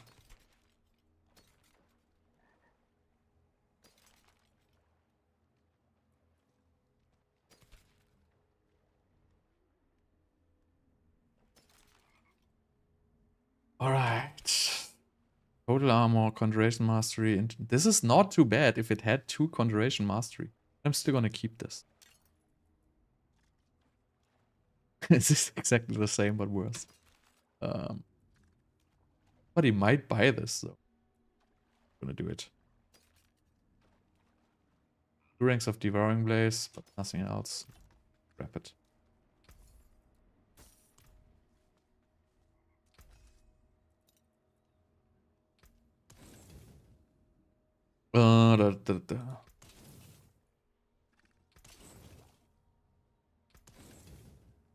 Alright, almost done.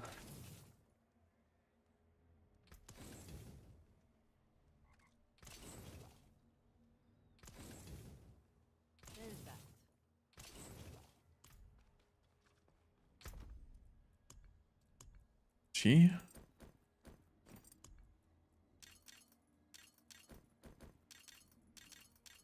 Last tab here, right? Yep.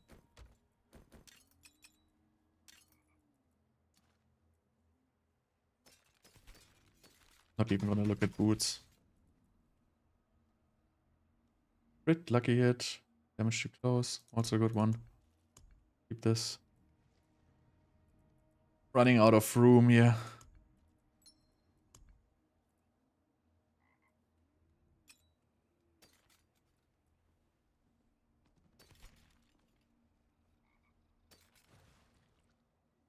Defensive skills, mastery skills, elemental dominance. This is like an interesting item, I have to say.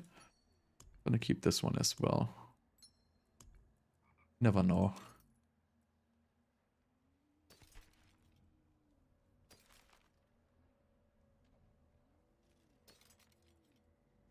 S-Cannon. Yeah, mana cost. Nobody would play this.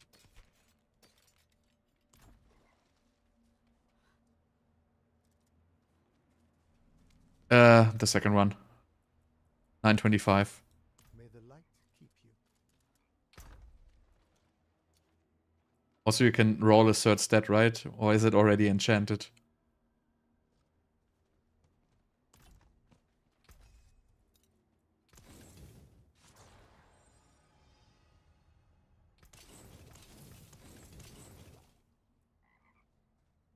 Defensive skills, devouring blaze, cooldown reduction, min roll. Great. I can break that down.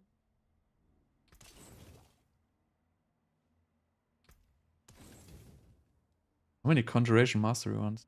There's that. Enough flames.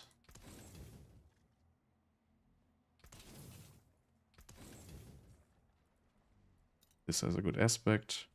Already have one of these, but you know, might as well dash a second one.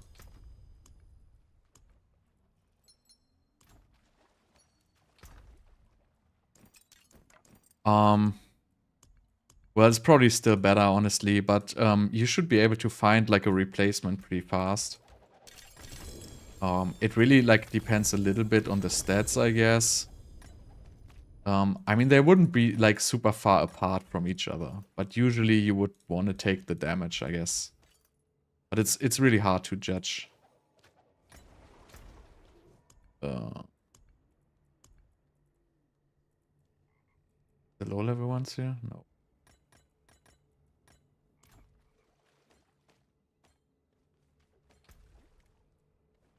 That looks worn. I can fix it. I can break that down.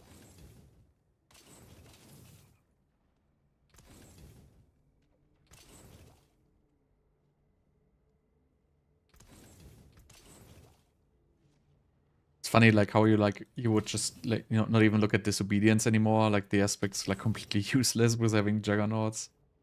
This is like a good roll. Like I might use this item at some point. I'm just gonna keep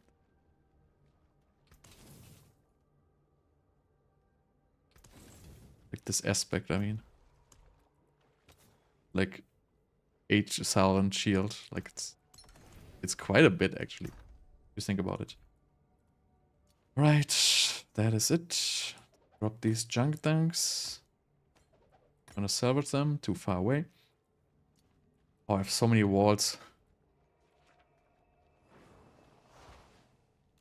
I wanna have cinders. Where's cinder?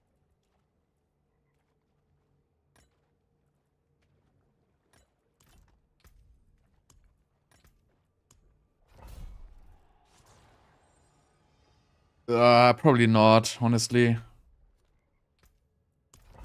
I mean, I don't really know at this point. So far I'm not planning on doing it. But I might change my mind. I have a couple of these cores stashed, but you don't even need the cores, right? Isn't it this one? Ah, yeah, okay, the cores. So, I mean, at some point I might actually farm some of those. I don't know. I would have to know the drop rates. I don't know if the drop rates, does anybody know these? Is there like a note on the drop rates somewhere? Like how many do you have to farm?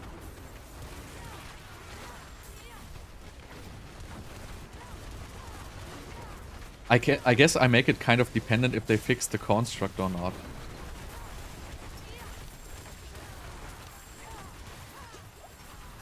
But I might just not farm at all.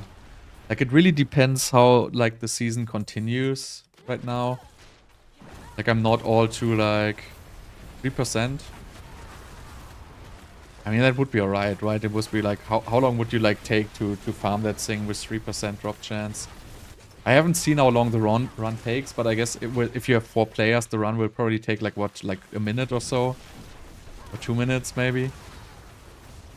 So it shouldn't be like so hard to pick these up, right? You would probably just like, you know, farm like a couple of hours.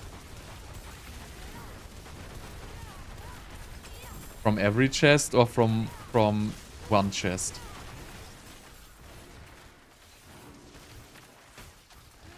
Because like the pearls I'm already saving, right? I have a lot of pearls.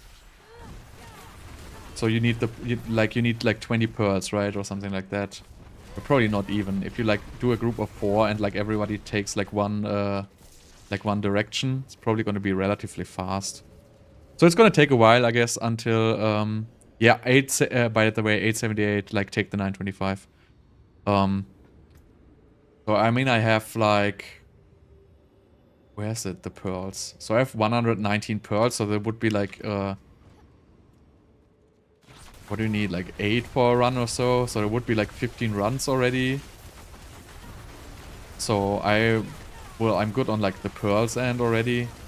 So I might farm it at some point, I guess, if I have like nothing to do. But right now I don't see the immediate need. Because, you know, I'm like blasting anyway.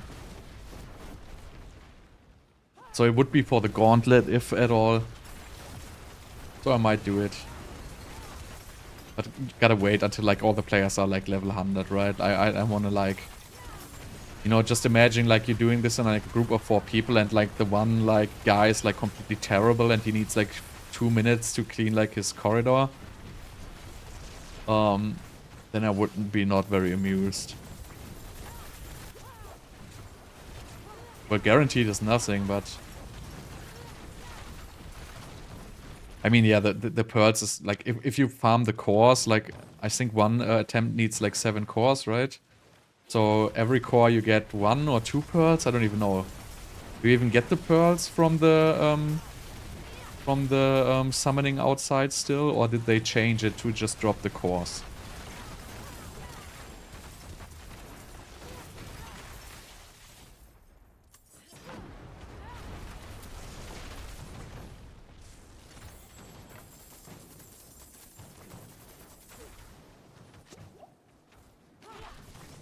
But yeah, I mean, I'm farming the cores is not going to take very long, right? So if it's 7 cores for one attempt, but it takes, let's say it takes like a minute. So it takes like a minute for to get like a core. Well, I think the core is not even 100% drop, right? But this is like an AFK ability, right? This is something you can do like while you're like, you know, working or while you're like watching a movie. You can just, you know, you can probably like use a construct and give it like all the offensive abilities and, you know, just click that thing and the construct is probably going to clear it for you. And if at all, you know, you just got to do like a couple of right clicks here and there, but you know, it's like nothing like you have to actually pay attention, like, right? Like this summoning is like super easy. So you can just relax, farm that. Since there's no immediate like pressure to do this like right now as fast as possible. And I also like you get them like passively because, you know, I'm like when I'm playing, I'm always doing like the hourly quests, so I always have to do like 1 an hour. And usually like there's like people around, so I get probably like 2 or 3 when I do these. So I guess if we wait like a week or something like that, then it's probably like, you know, doable farming those. But right now I don't see the immediate need. Like it's not really gonna enhance my build. Gonna do a little bit of extra damage if it really works. Like on the boss fights, obviously it would be nice to have like the plus skills. And the other rune like gives 150% effect bonus. Like that is also like obviously if you do the adrenaline one, which gives you like 20% more damage, then it would be like 50%. So obviously that's also like a meaningful buff. So I guess at some point I would farm it if I decide to continue the season.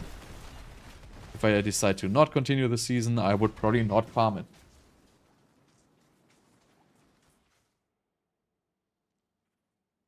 Yeah, you do the Arcane Tremors to farm the cores. Or you also get 2 pearls from this extra chest now. So you get 4 pearls per dungeon, is that true? So you get 2 pearls here. Do you get 2 pearls here as well?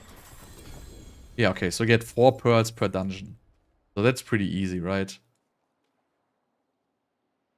So you could actually like spend 1 pearl. I think it's smart to spend 1 pearl and open the minor chest, right?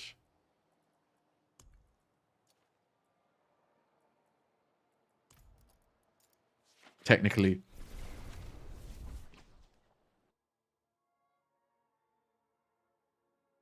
But then obviously I cannot fail with the 1 pearl. Maybe you should even do 2 pearls. I don't know. Right, so was Vault of Cinders. Another one of these.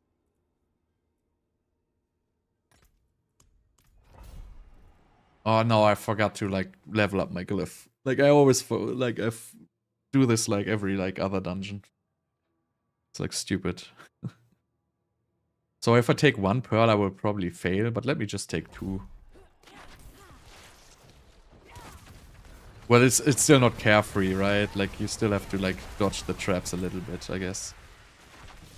Especially in the last room. Like the last room, you like kind of have to like, you know, move around a little bit in the tier 100s because it can get out of control.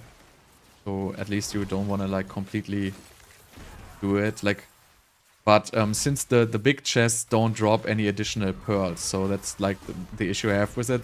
Otherwise, I would always like put like 7 pearls in if I would get my return on investment, but you don't get it, unfortunately.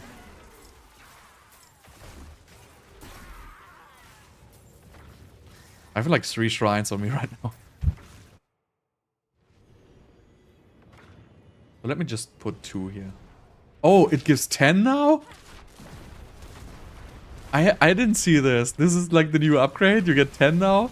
And I've been playing these all the time without like getting the bonus. Oh my god. You used to only get 3.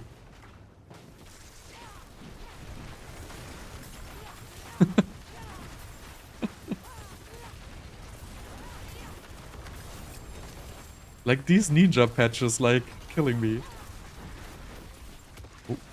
Oh. Look at that ring. What's that gonna be? Oh, another blue rose.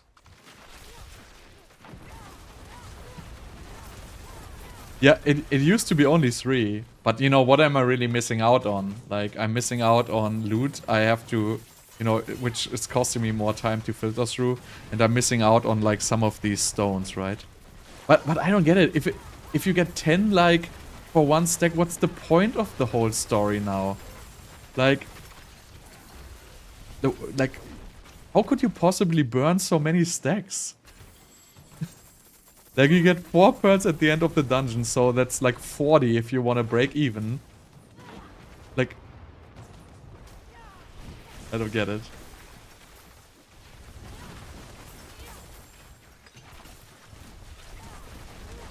Stupid.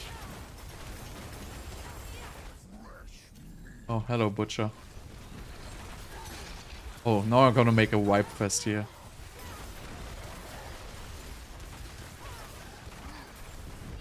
Oh, this chest doesn't spawn mobs. Whatever. I'm gonna leave it.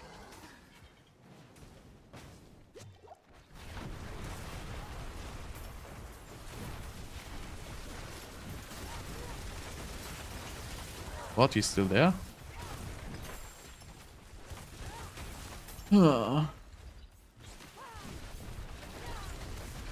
It's like so stupid. Like you get 10 of these.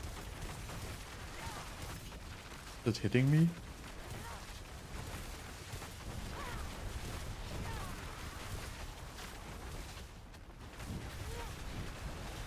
I don't even see the mobs. They are like just You know, the range on these fireballs is just, like, insane. Like, you can kill these mobs off-screen with just bouncing fireballs, like, completely out of control.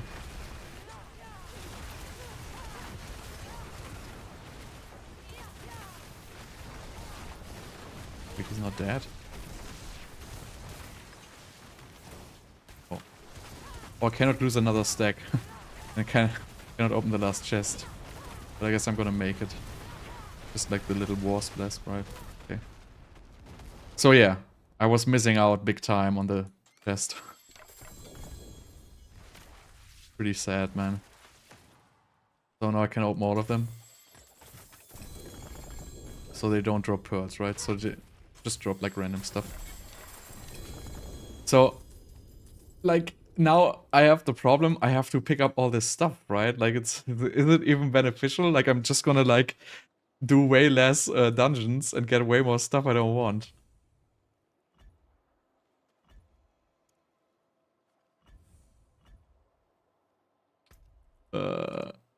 What was I leveling? I was leveling territorial, right? Yeah.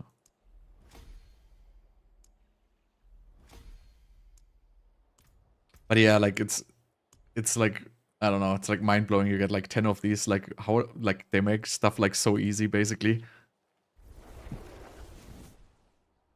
Yeah, I mean, I'm already maxed on the stones almost. That's what I'm saying. Like, you know, I know I can level it a little bit faster, like with this method, but I would probably have been maxed out also pretty soon without even discovering that, you know, you get 10 now instead of, whatever it was, 3, I guess. Was it 3 or 4? I think it was 3.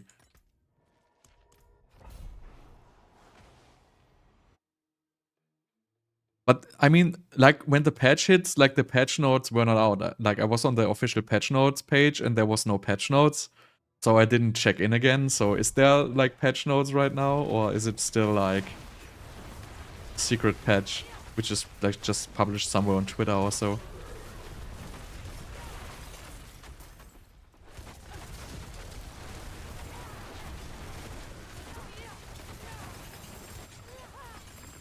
But, well, basically it means one more thing, right? I don't have to pick up any more loot, like, on the way, because, you know, I'm get enough loot at the very end anyway. So I can just, you know, completely zoom through without, like, even looking at any loot at all.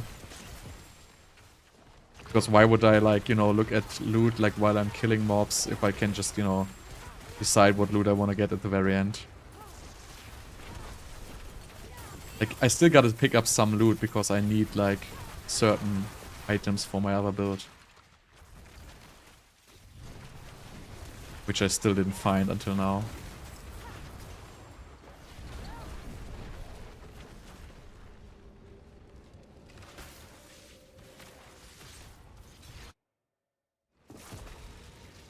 Yeah, it's crazy that you get 10 now. Completely out of control.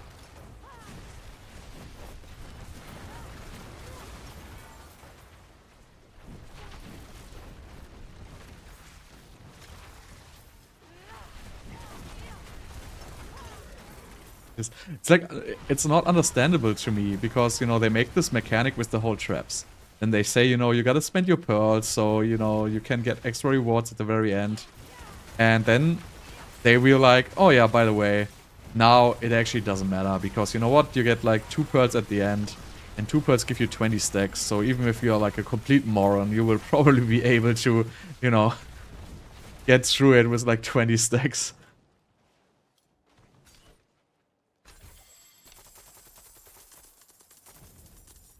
Yeah, I don't know, like, I was looking for it on the official patch notes and it wasn't there, but maybe it's there. Oh, by the way, I'm already losing all my stacks here. But I think it might be there until now, but usually it's like a blue post, right? Like, if they don't want to, like, make a patch note, they do a blue post. I don't even know why. Like, if you do a blue post, you might as well just update the article with the patch notes. Doesn't seem to be, like, so difficult to go into the stupid WordPress backend and, you know, smash in the patch notes, but, you know, maybe that's, like, too much for a billion-dollar company. Maybe I don't understand how these things work. update an article on a website. Seems like a manageable task to do, right? Hey, how's it going? So I'm done, by the way. Like, this is last dungeon. Gotta get going. I did so many, like, I don't even know how many dungeons I did. Oh, that hit me. Alright, that was one chest, I guess. So I guess if you really want to be safe, you gotta use 3. Because, like, losing 6 actually happens. So I guess you would have to use 3 to be, like, really safe. Is he gonna come here?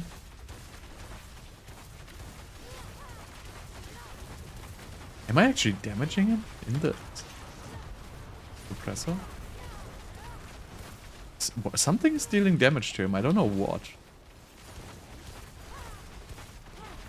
Alright, screw it. I'm just gonna go in here.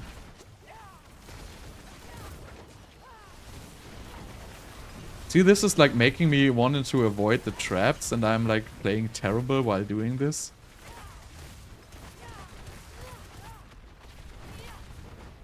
Yeah, correct.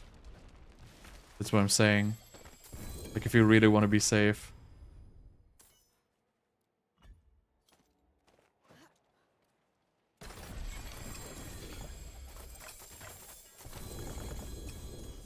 Like, all these drops, like... It's like, now, look, now I have to port to town. Pick up the others. Like, I don't know. I mean, you would probably think, yeah, it's nice if there's more loot at the end, but honestly, it's just a loot overlord for me.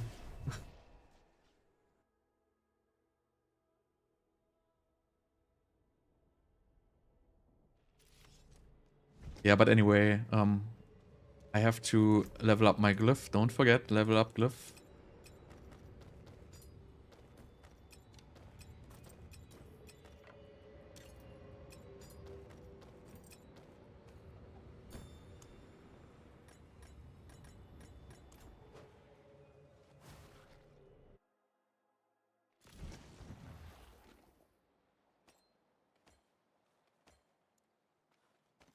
But these are 925 at least, right? Yeah.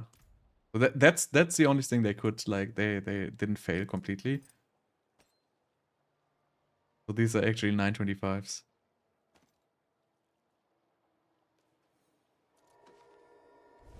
Oh, wait, level up Glyph. Territorial.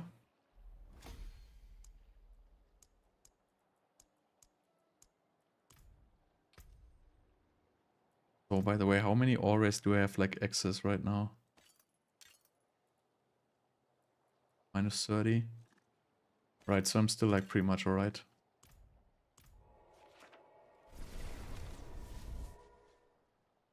Yeah, alright, but that's it for today. Like, I probably, like, blasted, like, 40 nightmare dungeons or something like that, 40 tier 100. So I guess you can see, like, the build is, like, you know, pretty amazing for just, like, doing tier 100s. It, like, just works, like, perfectly. Like, having absolutely no issues. Obviously, I sometimes randomly die, but, you know, I think it's a great build. Like, it's an absolutely playable build. It doesn't have, like, the highest entry level. The gear requirements are relatively low. You can target farm all the uniques, and it's a pretty solid build. So I'm gonna, like, start getting into new builds tomorrow. Like, I want to check the other builds, want to see if I can find something more interesting. Because at this point I am done with farming the nightmare dungeons. Well, I have to do like 10 more, I guess, to get the glyphs. But yeah, that's pretty much gonna be it for now. No, you want to have armor cap. So 13.9k armor is tier 100. Unless you're using Disobedience. But again, you want to use Juggernaut's aspect. Basically, you want to use Juggernaut's aspect and 2 armor rolls on your, like, pants and chest, and then you're going to be at 14k. So that's the best setup you can do, actually. If you want to do this. It's also pretty easy, actually, I guess. You don't see it right now. You only see the Juggernaut's aspect active if you're like out of town. But if you get like 2 armor rolls on chest and pants and get the Juggernaut's aspect with like 4k at least, you're gonna be above 14k. So 13.9k is like the armor cap basically for level 154.